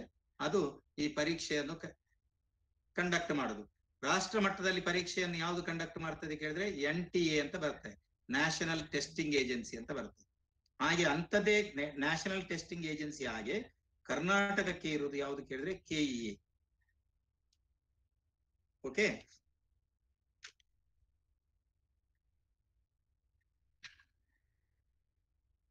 ಇನ್ನು ಆರ್ಕಿಟೆಕ್ಚರ್ ಕೋರ್ಸ್ಗೆ ಹೋಗ್ಬೇಕಾದ್ರೆ ಇದೊಂದು ಸ್ಪೆಷಲ್ ಇನ್ಸ್ಟ್ರಕ್ಷನ್. ಆರ್ಕಿಟೆಕ್ಚರ್ ಹೋಗುವಂತ ಕ್ಯಾಂಡಿಡೇಟ್ಗಳಿಗೆ ನಾಟಾ ಪರೀಕ್ಷೆ ಅಂತ ಬೇರೆ ಇದೆ, ಅಥವಾ JEE ಪೇಪರ್ 2 ಅಂತ ಇದೆ. ಒಂದ ನಾಟ ಪರೀಕ್ಷೆ ಬರಿಬೇಕಾಗತ್ತೆ, ಅಥವಾ JEE ಪೇಪರ್ 2 ಅಂತ ಒಂದು ಪರೀಕ್ಷೆ ಇದೆ. ಅದನ್ನು ಬರೆದಾಗ ನೀವು ಆರ್ಕಿಟೆಕ್ಚರ್ ಇಂಜಿನಿಯರಿಂಗ್, ಇದು ಕರ್ನಾಟಕದ ಇಂಜಿನಿಯರಿಂಗ್ ಇರ್ಬೋದು ಅಥವಾ ಹೊರಗಡೆ ಬೇರೆ ರಾಜ್ಯದ ಇಂಜಿನಿಯರಿಂಗ್ ಅಲ್ಲಿ ಬರುವಂತ ಆರ್ಕಿಟೆಕ್ಚರ್ ಯಾವುದಕ್ಕೆ ಹೋಗುದಾದ್ರೂ ಈ ಪರೀಕ್ಷೆ ಬರೀಲೇಬೇಕು ನೀವು. ಅಂದ್ರೆ ಪೇಪರ್ 1 JEE ಪೇಪರ್ 1 ಯಾವ್ದು ಕೇಳಿದ್ರೆ ಫಿಸಿಕ್ಸ್, ಕೆಮಿಸ್ಟ್ರಿ, ಮ್ಯಾಥಮೆಟಿಕ್ಸ್ JEE ಇರೋದು ಪೇಪರ್ 1. ಪೇಪರ್ 2 ಯಾವ್ದು ಕೇಳಿದ್ರೆ ಇದು ಆರ್ಕಿಟೆಕ್ಚರ್ ಗೆ ಸಂಬಂಧಪಟ್ಟದ್ದು, ಅಂದ್ರೆ ಡ್ರಾಯಿಂಗ್ ಇರ್ತದೆ ಹೆಚ್ಚಾಗಿ. ಇದರಲ್ಲಿ ಡ್ರಾಯಿಂಗ್ ಪೇಪರ್ ಇರುತ್ತೆ. ಇದರಲ್ಲಿ ಈ ಡ್ರಾಯಿಂಗ್ ಪೇಪರ್ ಅದನ್ನು ಎಕ್ಸ್ಟ್ರಾ ನೀವು ಬರೆದಾಗ ನಿಮಗೆ ಒಂದು ಎಲಿಜಿಬಿಲಿಟಿ ಬರುತ್ತೆ. ಯಾವುದಕ್ಕೆ? ಆರ್ಕಿಟೆಕ್ಚರ್ ಕೋರ್ಸಿಗೆ ಹೋಗ್ಲಿಕ್ಕೆ ಆಗ್ತದೆ. ಮುಂದೆ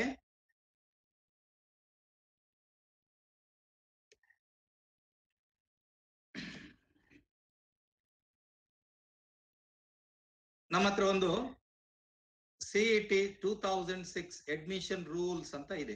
ಯಾವುದೇ CET ಅಡ್ಮಿಷನ್ ಆಗ್ಬೇಕಾದ್ರೆ ನೀವು ಸಂಬಂಧಪಟ್ಟ ಈ ವೆಬ್ಸೈಟಿಗೆ ಹೋಗಿ ಹುಡುಕಿದ್ರೆ, ಅಂದ್ರೆ 2006 ರೂಲ್ಸ್ ಅಂತ ಹೇಳಿ ನೀವು ಟೈಪ್ ಮಾಡಿದ್ರೆ ನಿಮಗೆ ರೂಲ್ಸ್ ಗಳು ಬರುತ್ತೆ CET ಇದ್ದು. ನಿಮ್ಗೆ ಯಾವುದೇ ಸಂಶಯ ಇದ್ದಾಗ ನಿಮಗೆ ಗೈಡೆನ್ಸ್ ಕೊಡುವಂತದ್ದು ಈ ರೂಲ್ಸ್. ಅಂದ್ರೆ ಇದು ಸದ್ಯದ ಮಟ್ಟಿಗೆ ನಮ್ದು ಎಲ್ಲಾ ರೂಲ್ಸ್ ಗಳು ಈ 2006 ನಲ್ಲಿ ಏನ್ ರೂಲ್ಸ್ ಮಾಡಿದ್ದಾರೆ ಅದನ್ನು ಫಾಲೋ ಮಾಡ್ತಾ ಇದ್ದೇವೆ ನಾವು. ಏನಾದ್ರೂ ಸ್ವಲ್ಪ ಹೆಚ್ಚು ಕಡಿಮೆ ಇದ್ರೆ ಅದನ್ನ ಅಲ್ಲಿ ಅಪ್ಡೇಟ್ ಮಾಡಿರ್ತಾರೆ ಆ ರೂಲ್ಸ್ ಅಲ್ಲಿ. ಸ್ವಲ್ಪ ಅಪ್ಡೇಷನ್ ಅಲ್ಲಿ ಆಗಿರುತ್ತೆ. ಬಟ್ ನಿಮಗೆ ಯಾವುದೇ ಸಂಶಯ ಬಂದಾಗ ನೀವು ನೇರವಾಗಿ ಈ CET 2006 ಅಡ್ಮಿಷನ್ ರೂಲ್ಸ್ ಅಂತ ನೋಡಿದ್ರೆ ನಿಮ್ಗೆ ಅಲ್ಲಿ ತುಂಬಾ ಏನೆಲ್ಲ ಸಂಶಯಗಳಿದ್ರೆ ಅದಕ್ಕೆಲ್ಲ ನಿಮಗೆ ಪೂರಕವಾದಂತ ವ್ಯವಸ್ಥೆ ಇದೆ. ನೀವು ಯಾರಿಗೂ ಕಾಲ್ ಮಾಡಬೇಕಾಗಿಲ್ಲ, ನಿಮಗೆ ಅದನ್ನು ನೋಡ್ಲಿಕ್ಕೆ ಅವಕಾಶ ಇದೆ.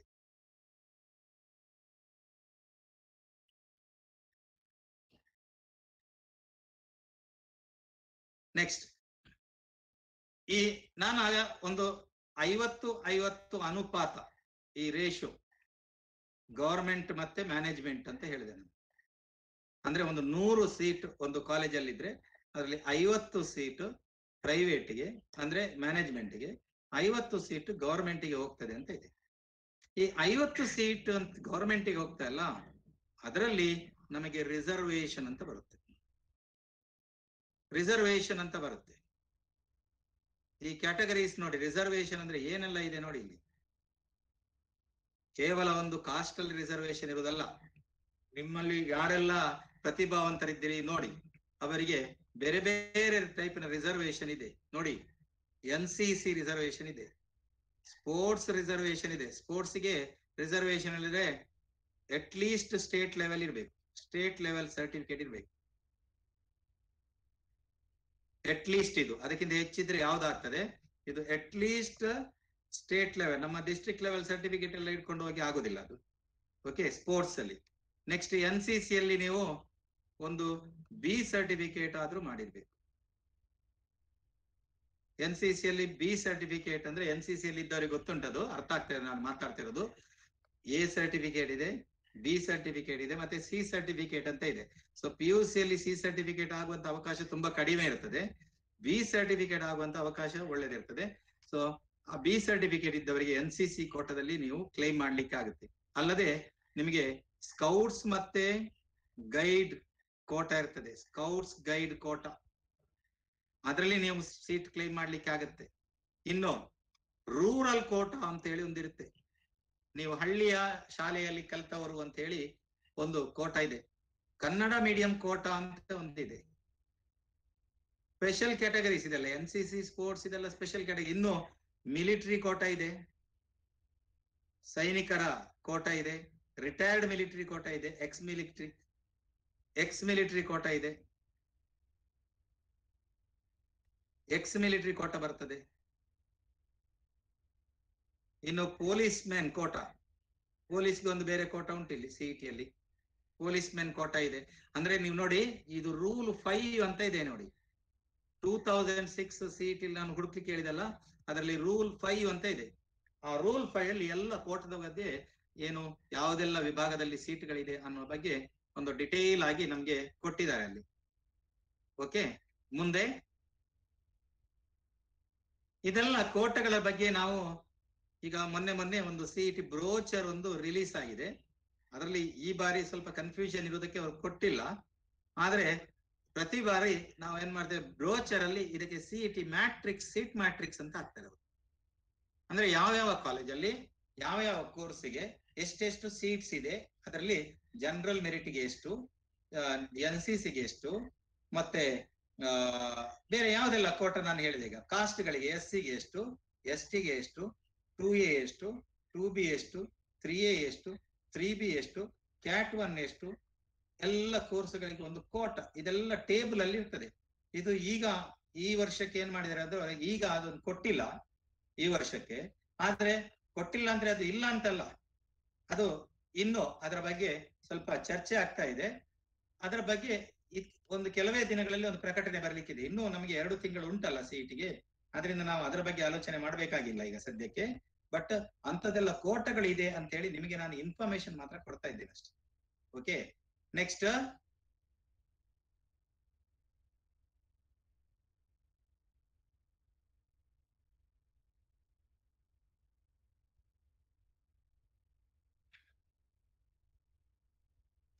ನೀವು ಈಗ ಅಪ್ಲಿಕೇಶನ್ ಹಾಕ್ಲಿಕ್ಕೆ ಸ್ಟಾರ್ಟ್ ಮಾಡಿರ್ಬೋದು.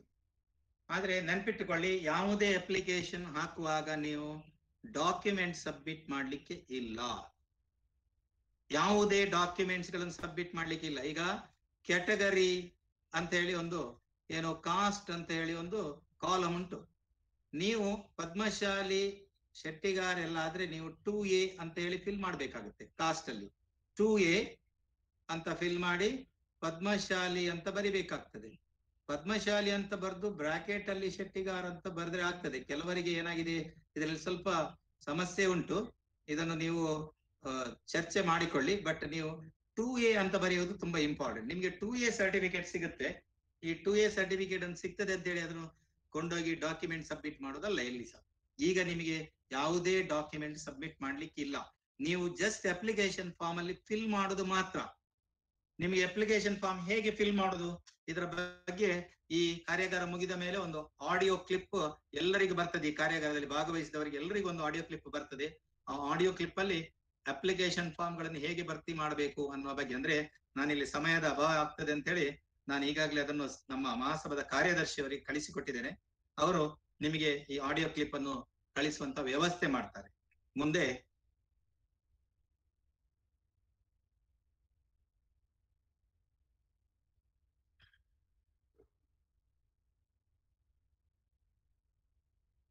ನಮಗೆ ಎಲಿಜಿಬಿಲಿಟಿ ಹೇಗೆ ಬರ್ತದೆ ನೋಡುವ.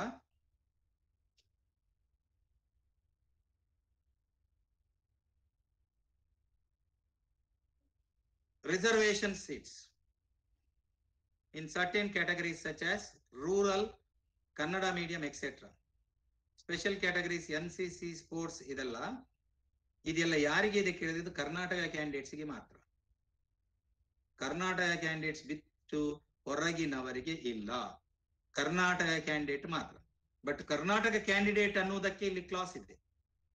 ಕರ್ನಾಟಕ ಕ್ಯಾಂಡಿಡೇಟ್ ಅಂದ್ರೆ ಕರ್ನಾಟಕದಲ್ಲೇ ಕಲ್ತವರಲ್ಲಂತಲ್ಲ, ಕರ್ನಾಟಕದಲ್ಲಿ ಕಲಿತ ವಿದ್ಯಾರ್ಥಿಗಳು ನೇರವಾಗಿ ಇದಕ್ಕೆ ಅರ್ಹರು. ಅದು ಬಿಟ್ರೆ ಕರ್ನಾಟಕದಲ್ಲಿ ಆ ವಿದ್ಯಾರ್ಥಿಗಳ ಪೇರೆಂಟ್ಸ್, ತಂದೆ ಅಥವಾ ತಾಯಿ ಕರ್ನಾಟಕದಲ್ಲಿ ಕಲಿತು ಅವರು ಉದ್ಯೋಗ ನಿಮಿತ್ತ ಬೇರೆ ರಾಜ್ಯದಲ್ಲಿ ಇರುವಾಗಲೂ ಅವರಿಗೆ ಈ ರೂಲ್ 5 ಅಲ್ಲಿ ಒಂದು ಅವಕಾಶ ಬರ್ತದೆ. ತಂದೆ ತಾಯಿಗಳು ಇಲ್ಲಿ ಕಲಿತರು ಅವರು ಕರ್ನಾಟಕದ ಕ್ಯಾಂಡಿಡೇಟ್ ಆಗ್ತಾರೆ, ಅವರ ಮಕ್ಕಳು.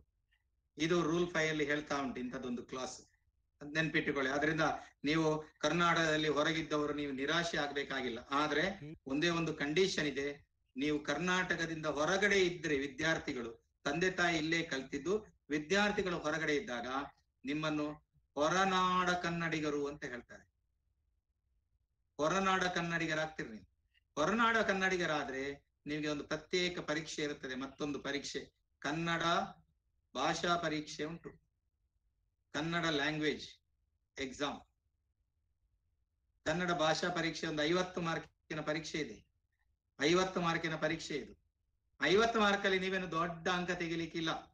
ಕೇವಲ ಎಲಿಜಿಬಿಲಿಟಿಗಾಗಿ, ಇದರಲ್ಲಿ ಪಾಸ್ ಫೇಲ್ ಅಂತ ಏನಿಲ್ಲ, ಎಲಿಜಿಬಿಲಿಟಿಗಾಗಿ 12 ಅಂಕ ತೆಗೆದ್ರೆ ಆಯ್ತದೆ. ಈ ಪರೀಕ್ಷೆ ಬರಿಬೇಕಾದ್ರೆ ನೀವು ಬೆಂಗಳೂರಿಗೆ ಬರ್ಬೇಕು, ಬೆಂಗಳೂರಲ್ಲಿ ಬಂದು ಬರಿಬೇಕು. ಅದಕ್ಕಾಗಿ ನೋಡಿ 27, 28 ಆಗಸ್ಟ್ ನಿಮಗೆ ಸಿಇಟಿ ಆದ್ರೆ 29 ಬ್ರೇಕ್, 30ನೇ ತಾರೀಕಿಗೆ ಪರೀಕ್ಷೆ ಇಟ್ಟುಕೊಂಡಿದ್ದಾರೆ. ಈ ಬಾರಿ ಆಗಸ್ಟ್ 30ನೇ ತಾರೀಕಿಗೆ ಕನ್ನಡ ಪರೀಕ್ಷೆ ಇದೆ. ಯಾರಿಗೆ ಇದು? ಹೊರನಾಡಿನಲ್ಲಿ ಕಲ್ತವರು, ನಿಮಗೆಲ್ಲ ಹೊರನಾಡ ಕನ್ನಡಿಗರು. ಇನ್ನು ಇದೇ ಎಲಿಜಿಬಿಲಿಟಿ ಗಡಿನಾಡಿನವರಿಗೆ ಬರ್ತದೆ. ಗಡಿನಾಡ ಕನ್ನಡಿಗರು ಅಂತ ಇದ್ದಾರೆ ನಮ್ಮ ಹತ್ರ. ಮಂಜೇಶ್ವರದವರು ಯಾರಿದ್ದಾರೆ, ಕಾಂಜನಗಾಡಿನವರು ಯಾರಿದ್ದಾರೆ, ಅವರಿಗೆಲ್ಲ ಬರ್ತದೆ. ಅವರು ಕನ್ನಡ, ಅವರ ತಂದೆ ತಾಯಿ ಎಲ್ಲ ಹಿಂದೆ ಅಂದ್ರೆ ಗಡಿನಾಡ ಕನ್ನಡಿಗರಾದ್ರೆ ಅವರಿಗೆ ಒಂದು ಈ ಟೆಸ್ಟ್ ಬರ್ತದೆ ಪುನಃ. ನಮ್ಮ ಕಾಸರಗೋಡು ಮಂಜೇಶ್ವರದಲ್ಲಿ ಯಾರಿದ್ದಾರೆ ಪದ್ಮಶಾಲಿ ಬಾಂಧವರು, ಅವರುವೆ ಈ ಟೆಸ್ಟ್ ಬರೆದ್ರೆ ಅವರಿಗೆ ಕರ್ನಾಟಕ ಸಿಇಟಿ ಎಲಿಜಿಬಿಲಿಟಿ ಸಿಗ್ತದೆ. ಕೇವಲ 12 ಮಾರ್ಕ್ ತಗೊಳ್ಳಿಕ್ಕಿರೋದಷ್ಟೇ.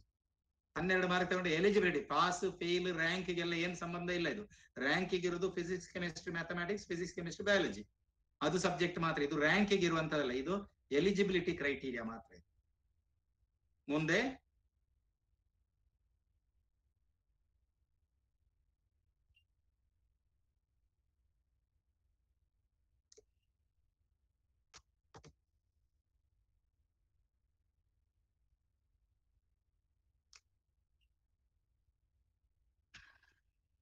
ನೀವು ಅಪ್ಲಿಕೇಶನ್ ಫಾರ್ಮ್ ಅಲ್ಲಿ ಏನು ಫಿಲ್ಅಪ್ ಮಾಡಿದ್ರಿ ಅದೇ ನಮಗೆ ಫೈನಲ್. ಏನು ಫಿಲ್ಅಪ್ ಮಾಡಿದ್ರೆ ಅದೇ ಫೈನಲ್. ನಾನು ಆಗ್ಲೇ ಹೇಳಿದೆ, ನೀವು ಯಾವುದೇ ಡಾಕ್ಯುಮೆಂಟ್ಸ್ ನೀವು ಸಬ್ಮಿಟ್ ಮಾಡ್ಲಿಕ್ಕಿಲ್ಲ, ಇದೇ ಫೈನಲ್. ಅದರ ಮೇಲೆಯೇ ನಿಮಗೆ ನೋಡಿ ರ್ಯಾಂಕ್ ಅಲಾಟ್ಮೆಂಟ್ ಆಗುದು. ರ್ಯಾಂಕ್ ಅಲಾಟ್ಮೆಂಟ್ ಆಗುವಾಗ ನೀವು ಕ್ಯಾಟಗರಿ ಫಿಲ್ ಮಾಡಿದ್ದು, ಕಾಸ್ಟ್ ಫಿಲ್ ಮಾಡಿದ್ದು ಎಲ್ಲ ಲೆಕ್ಕಕ್ಕೆ ಬರ್ತದೆ. NCC ಕೋಟ ಫಿಲ್ ಮಾಡಿದ್ದು ಅದೆಲ್ಲ ಬರ್ತದೆ. ಎಲ್ಲ ಒಂದು ರ್ಯಾಂಕ್ ಅಂತ ಹಾಕ್ತಾರೆ, ಒಟ್ಟಿಗೆ ಸೇರಿಸಿ ಒಂದು ರ್ಯಾಂಕ್ ಬರ್ತದೆ ನಿಮಗೆ. ಆ ರ್ಯಾಂಕ್ನಲ್ಲಿ ನೀವು ಏನು ಬರ್ದಿರೋ ಅದನ್ನೇ ಕನ್ಸಿಡರ್ ಮಾಡಿದೆ ಅಪ್ಲಿಕೇಶನ್ ಫಾರ್ಮ್ ಅಲ್ಲಿ. ಬಟ್ ನೀವು ಆ ಡಾಕ್ಯುಮೆಂಟ್ ಅನ್ನು, ಸರಿಯಾದ ಡಾಕ್ಯುಮೆಂಟ್ ಅನ್ನು, ಡಾಕ್ಯುಮೆಂಟ್ ವೆರಿಫಿಕೇಶನ್ ಅಂದ್ರೆ ರಿಸಲ್ಟ್ ಬಂದ ಮೇಲೆ ಆಗುವಂತ ಒಂದು ಸ್ಟೆಪ್ ಇದು. ರಿಸಲ್ಟ್ ಬಂದ ಮೇಲೆ ಡಾಕ್ಯುಮೆಂಟ್ ವೆರಿಫಿಕೇಶನ್ ಆಗುವಾಗ ನೀವು ಈ ಡಾಕ್ಯುಮೆಂಟ್ ಕೊಡ್ಬೇಕಾಗತ್ತೆ, ಒರಿಜಿನಲ್ಸ್ ಕೊಡ್ಬೇಕಾಗತ್ತೆ. ಇನ್ನು ಯಾವುದೆಲ್ಲ ಡಾಕ್ಯುಮೆಂಟ್ ಬೇಕು ಅನ್ನುವ ಬಗ್ಗೆ ನಾವು ಮತ್ತೆ ಚಿಂತನೆ ಮಾಡ್ಲಿಕ್ಕಿದೆ. ಮುಂದೆ ನೋಡಿ, ಈಗ ಎನಿ ಸರ್ಟಿಫಿಕೇಟ್ಸ್ ಹೇಗೆ ಸ್ಟಡಿ ಮಾಡೋದು, ಸಬ್ಮಿಟ್ ಮಾಡೋದು ನೋಡಿ. ನಮಗೆ ಬರುವಂತದ್ದು ಯಾವ್ದು ಕೇಳಿದ್ರೆ 2A ಕ್ಯಾಟಗರಿಯಲ್ಲಿ ಎಲ್ಲರೂ ಪದ್ಮಶಾಲಿ ಬಾಂಧವರೇ ಇರುವುದಂತ ಹೇಳಿ ನಾನು ಒಂದು ಆಲೋಚನೆ ಮಾಡಿಕೊಂಡು ಹೇಳ್ತಾ ಇರೋದು. ಎಲ್ಲ ನಮಗೆ ಬರುವಂತದ್ದು, ಎಲ್ರಿಗೂ ನಮಗೆ ಬರುವಂತದ್ದು 2A. 2Aಗೆ ನಮಗೆ ಕ್ಯಾಟಗರಿ ಸರ್ಟಿಫಿಕೇಟ್ ಕೊಡುವವರು ಯಾರು ಕೇಳಿದ್ರೆ ತಹಶೀಲ್ದಾರ್ ಕೊಡುದು. ಇನ್ಕಮ್ ಅಂಡ್ ಕಾಸ್ಟ್ ಸರ್ಟಿಫಿಕೇಟ್ ಅಂತ ಹೇಳ್ತಾರೆ. ಇನ್ಕಮ್ ಅಂಡ್ ಕಾಸ್ಟ್, ಆದಾಯ ಮತ್ತು ಜಾತಿ ಪ್ರಮಾಣ ಪತ್ರ. ಆದಾಯ ಮತ್ತು ಜಾತಿ ಪ್ರಮಾಣ ಪತ್ರ ಇದನ್ನು ಕೊಡ್ಲಿಕ್ಕೆ ಯಾರು ಇರುವುದು ಕೇಳಿದ್ರೆ ತಹಶೀಲ್ದಾರ್ಗಳು. ತಹಶೀಲ್ದಾರ್ಗಳಿಗೆ ನೀವು ನೇರವಾಗಿ ಕೊಡ್ಲಿಕ್ಕಿಲ್ಲ. ತಹಶೀಲ್ದಾರ್ಗಳಿಗೆ ನೀವು ಕೊಡುದಂತ ಹೇಳಿದ್ರೆ ಕೆಲವು ಹಳ್ಳಿಗಳಲ್ಲಿ ಆದ್ರೆ ನಾಡ ಕಚೇರಿ ಅಂತ ಬರ್ತದೆ, ಅಥವಾ ಮುನ್ಸಿಪಾಲಿಟಿ ಆಫೀಸ್ ಅಲ್ಲಿ ಅದಕ್ಕೆ ಸಂಬಂಧಪಟ್ಟ ಆಫೀಸ್ಗಳಿರ್ತದೆ, ಅಲ್ಲಿ ಕೊಟ್ಟದ್ದು ತಹಶೀಲ್ದಾರಿಗೆ ಹೋಗ್ಬೇಕಾಗ್ತದೆ. ಅಲ್ಲಿ ಅವರು ನೆನ್ಪಿಟ್ಟುಕೊಳ್ಳಿ, ಇಲ್ಲಿ ನೀವು ರೇಷನ್ ಕಾರ್ಡ್ಗಳಿಗೆಲ್ಲ ಹಾಕುವಂತ ಆದಾಯ ಮಿತಿ ಅಲ್ಲ ಇದು. CET ಅಲ್ಲಿ ರೇಷನ್ ಕಾರ್ಡ್ಗಳಿಗೆಲ್ಲ ಆದಾಯ ಮಿತಿ ಬೇರೆ ಇರುವುದು. ಇಲ್ಲಿ ಒಂದು ಆದಾಯ ಮಿತಿ ಬೇರೆ ಇದೆ. ಈ ಇಂಜಿನಿಯರಿಂಗ್ ಕೋರ್ಸ್ಗಳಿಗೆ ಒಂದು ಆದಾಯ ಮಿತಿ ಬೇರೆ ಇದೆ. ಯಾವುದು ಕೇಳಿದ್ರೆ ನಮಗೆಲ್ಲ 6 ಲಕ್ಷ ಆದಾಯ ಮಿತಿ ಮಾಡಿದ್ದಾರೆ ಈಗ. 2A ಗ್ರೂಪಿಗೆಲ್ಲ 6 ಲಕ್ಷ ಆದಾಯ ಮಿತಿ ಉಂಟು. ನೀವೆಲ್ಲ ಎಲಿಜಿಬಲ್, 6 ಲಕ್ಷಕ್ಕಿಂತ ಕೆಳಗೆ ಆದಾಯ ಇರುವವರೆಲ್ಲ ಎಲಿಜಿಬಲ್ ಇದಕ್ಕೆ, ನೆನ್ಪಿಟ್ಟುಕೊಳ್ಳಿ. 2A ಕ್ಯಾಟಗರಿ ನೀವು ಮಾಡ್ಲಿಕ್ಕೆ, ಇನ್ಕಮ್ ಮತ್ತೆ ಕಾಸ್ಟ್ ಸರ್ಟಿಫಿಕೇಟ್ ಮಾಡ್ಲಿಕ್ಕೆ, 2A ಸರ್ಟಿಫಿಕೇಟ್ ಮಾಡ್ಲಿಕ್ಕೆ ನಿಮಗೆ ಆದಾಯ 6 ಲಕ್ಷ, ಅದಕ್ಕಿಂತ ಹೆಚ್ಚು ಆದಾಯ ಇದ್ರೆ ನಿಮಗೆ ಆಗೋದಿಲ್ಲ ಅಷ್ಟೇ. ಮುಂದೆ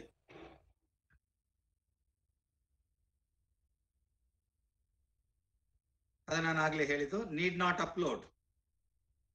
ಯಾವುದೇ ಸರ್ಟಿಫಿಕೇಟ್ ಗಳನ್ನು ಅಪ್ಲೋಡ್ ಮಾಡ್ಲಿಕ್ಕಿಲ್ಲ. ನೆಕ್ಸ್ಟ್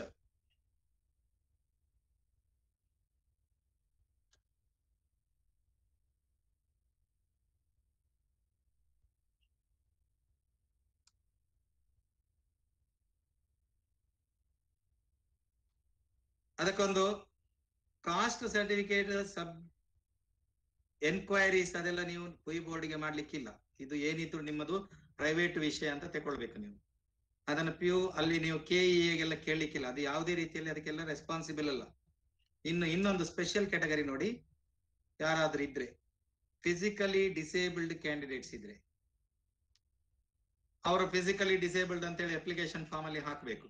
ಆದ್ರೆ ಹಾಕಿದ ಮೇಲೆ ಅವರಿಗೆ ಒಂದು ಮೆಡಿಕಲ್ ಎಕ್ಸಾಮಿನೇಷನ್ ಇದೆ. ಮೆಡಿಕಲ್ ಎಕ್ಸಾಮಿನೇಷನ್ ಏನು ಕೇಳಿದ್ರೆ ಅದು ಇಲ್ಲೆಲ್ಲ ಆಗೋದು ನೋಡಿ. ಮೆಡಿಕಲ್ ಎಕ್ಸಾಮಿನೇಷನ್ ಅನ್ನು KEA ಅವರೇ ನಿಮಗೆ ಮಾಡ್ತಾರೆ. ಅವರೇ ಒಂದು ಕಡೆಯಲ್ಲಿ ಎಲ್ಲರನ್ನು ಬರ್ಲಿಕ್ಕೆ ಹೇಳಿ ಈ ಎಕ್ಸಾಮಿನೇಷನ್ ಮಾಡ್ತಾರೆ, ಮೆಡಿಕಲ್ ಎಕ್ಸಾಮಿನೇಷನ್. ಆ ಮೆಡಿಕಲ್ ಎಕ್ಸಾಮಿನೇಷನ್ ಆದ್ಮೇಲೆ ಅವರಿಗೆ ಎಲಿಜಿಬಿಲಿಟಿ ಕ್ರೈಟೀರಿಯಾ ಸಿಗ್ತದೆ, ಒಂದು ಮಾನದಂಡ ಸಿಗ್ತದೆ, ಆಯ್ಕೆಗೆ ಮಾನದಂಡ ಸಿಗ್ತದೆ. ನೆನ್ಪಿಟ್ಕೊಳ್ಳಿ, ಇದು ಫಿಸಿಕಲಿ ಡಿಸೇಬಲ್ಡ್ ಕ್ಯಾಂಡಿಡೇಟ್ಸ್ ಇದ್ರೆ ಅವರಿಗೆ ಮಾತ್ರ ಒಂದು ಅಪ್ಲೈ ಆಗುವಂತ ವಿಷಯ ಇದು. ನೆಕ್ಸ್ಟ್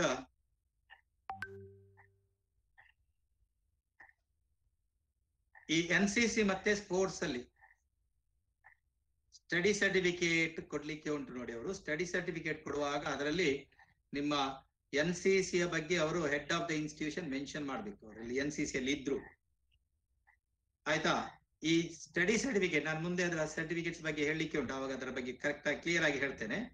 ನೆಕ್ಸ್ಟ್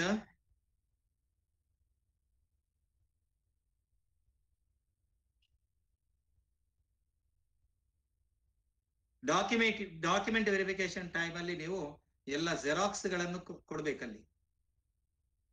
ಜೆರಾಕ್ಸ್ ಗಳನ್ನು ಕೊಡ್ಬೇಕು, ಒರಿಜಿನಲ್ ಎಲ್ಲಿಯೂ ಕೊಡ್ಲಿಕ್ಕಿಲ್ಲ. ನೆನ್ಪಿಟ್ಟುಕೊಳ್ಳಿ, ನೀವು ಯಾವುದೇ ಒರಿಜಿನಲ್ ಗಳನ್ನು ಎಲ್ಲಿಯೂ ಕೊಡ್ಲಿಕ್ಕಿಲ್ಲ. ಕಾಲೇಜಿಗೆ ಬಂದು ಮುಟ್ಟುವವರೆಗೆ ಎಲ್ಲಿ ಒರಿಜಿನಲ್ ಕೊಡ್ಲಿಕ್ಕಿಲ್ಲ. ಡಾಕ್ಯುಮೆಂಟ್ ವೆರಿಫಿಕೇಶನ್ ಟೈಮ್ ಅಲ್ಲಿ 2 ಸೆಟ್ ನಿಮ್ಮ ಹತ್ರ ಜೆರಾಕ್ಸ್ ರೆಡಿ ಮಾಡಿಕೊಂಡು ಹೋಗ್ಬೇಕು ನೀವು. 2 sets ಆಫ್ ಜೆರಾಕ್ಸ್, ಯಾವುದೇ ಸರ್ಟಿಫಿಕೇಟ್ ಇದ್ದು ಎಲ್ಲ ಸರ್ಟಿಫಿಕೇಟ್ಗೆ 2 ಸೆಟ್ ಜೆರಾಕ್ಸ್ ಬೇಕು. ಇನ್ನು ಕನ್ನಡ ಲ್ಯಾಂಗ್ವೇಜ್ ಟೆಸ್ಟ್ ಗೆ ನಾನು ಆಗ್ಲೇ ಹೇಳಿದ್ದೇನೆ, Kannada language test will be conducted by KEA as per the above schedule only in Bengaluru centres. Bengaluru centre ಅಲ್ಲಿ ಮಾತ್ರ ಆಗುವಂತದ್ದು ಪರೀಕ್ಷೆ ಇದು. ನೆಕ್ಸ್ಟ್ ಅದರಲ್ಲಿ ಎಷ್ಟು ಮಾರ್ಕ್ ಬರಬೇಕೆಲ್ಲ ಡಿಟೇಲ್ ಹೇಳಿ ಆಗಿದೆ. ಮಿನಿಮಮ್ ಪಾಸಿಂಗ್ ಮಾರ್ಕ್ಸ್ ನೋಡಿ, ಇದು 12 ಔಟ್ ಆಫ್ 50. ಇದು ಆಗ್ಲೇ ಹೇಳಿದ ಹಾಗೆ ಯಾವುದೇ ಏನು ರ್ಯಾಂಕಿಂಗ್ ನ ಮೇಲೆ ಇಫೆಕ್ಟ್ ಇಲ್ಲ ಇದರದ್ದು ಎಕ್ಸಾಮಿನೇಷನ್ ಇದ್ದು, ಬಟ್ ಅದೊಂದು ಎಲಿಜಿಬಿಲಿಟಿ ಕ್ರೈಟೀರಿಯಾ ಅಷ್ಟೇ. ಈ ಸಬ್ಜೆಕ್ಟ್ ಯಾವ್ದು ಕೇಳಿದ್ರೆ ಈ ಲ್ಯಾಂಗ್ವೇಜ್ ಟೆಸ್ಟ್ ಗೆ ನೋಡಿ, ಸಬ್ಜೆಕ್ಟ್ ಯಾವ್ದು ನೋಡಿ, Kannada language test paper will be of 4th standard level. 4th standard level, okay, 4th standard level ಅಲ್ಲಿ ಇದೆ ಇದು. ಏನ್ ದೊಡ್ಡ ಲ್ಯಾಂಗ್ವೇಜ್ ಟೆಸ್ಟ್ ಅಲ್ಲ ಇದು. ನೆಕ್ಸ್ಟ್ ಹೊರನಾಡು ಮತ್ತೆ ಗಡಿನಾಡು ಕನ್ನಡಿಗರಿಗೆ ಹೇಳಿದ್ದು, candidates who have studied 10 full academic years in Kannada medium. ಹೊರಗಡೆ ಸಹ ಇದ್ದು ಎಲ್ಲಿಯಾದ್ರೂ ಹೊರಗಡೆ, ಕೆಲವು ಈಗ ಗುಜರಾತ್ ಅಲ್ಲಿ ಕನ್ನಡ ಮೀಡಿಯಂ ಸ್ಕೂಲ್ ಇದೆ, ಬಾಂಬೆಯಲ್ಲಿ ಕನ್ನಡ ಮೀಡಿಯಂ ಸ್ಕೂಲ್ ಇದೆ, ಹೀಗೆಲ್ಲ ಕನ್ನಡ ಮೀಡಿಯಂ ಸ್ಕೂಲ್ ಅಲ್ಲಿ ಅವರು 1st standard ಇಂದ 10th standard ವರೆಗೆ ಕಲ್ತಿದ್ರೆ ಅವರಿಗೆ ಈ ಕನ್ನಡ ಭಾಷಾ ಪರೀಕ್ಷೆ ಅಗತ್ಯ ಇಲ್ಲ. ಅವರು they are considered as Karnataka candidates. ಹೊರಗಡೆ ಇದ್ದು ಕನ್ನಡ ಮೀಡಿಯಂ ಸ್ಕೂಲ್ ಅಲ್ಲಿ ಕಲ್ತವರು ಕರ್ನಾಟಕ ಕ್ಯಾಂಡಿಡೇಟ್ಸ್ ಆಗ್ತಾರೆ. ಅಂತದ್ದು ಅವಕಾಶ ಯಾರಿಗಾದ್ರೂ ಇದ್ರೆ ಅದನ್ನು ಖಂಡಿತ ನೀವು ಬಳಸ್ಕೊಳ್ಬೇಕು. ನೆಕ್ಸ್ಟ್ ಅಗ್ರಿಕಲ್ಚರಲ್ ಕೋರ್ಸ್ಗೆ ಹೋಗುವವರಿಗೆ ನೋಡಿ, BSc ಎಗ್ರಿ ಅಂತ ಹೇಳಿದೇವಲ್ಲ ನೀವು, BSc ಅಗ್ರಿಕಲ್ಚರಲ್ ಫೀಲ್ಡ್ಗೆ ಹೋಗುವವರು, BSc ಅಗ್ರಿಕಲ್ಚರಲ್ ಫೀಲ್ಡ್ಗೆ ಹೋಗುವವರಿಗೆ ಒಂದು ಸ್ಪೆಸಿಮನ್ ಐಡೆಂಟಿಫಿಕೇಶನ್ ನೋಡಿ, ಐಡೆಂಟಿಫಿಕೇಶನ್ ಆಫ್ ಸ್ಪೆಸಿಮನ್, ಇದರ ಬಗ್ಗೆ ಒಂದು ಟೆಸ್ಟ್ ಇದೆ, ಅದಕ್ಕೆ ಅವರು ಅಟೆಂಡ್ ಆಗ್ಬೇಕಾಗುತ್ತೆ. ಈ ಟೆಸ್ಟ್ ಸೆಂಟರ್ಗಳು ತುಂಬಾ ಇದೆ, ನೀವೇನು ಟೆಸ್ಟ್ ಸೆಂಟರ್ ಇದೆಲ್ಲ ಹೋಗಿ ಬೆಂಗಳೂರಿಗೆ ಹೋಗಿ ಬರೆಯುವುದಲ್ಲ, ಇದು ತುಂಬಾ ಇದೆ ಟೆಸ್ಟ್ ಸೆಂಟರ್ಗಳು.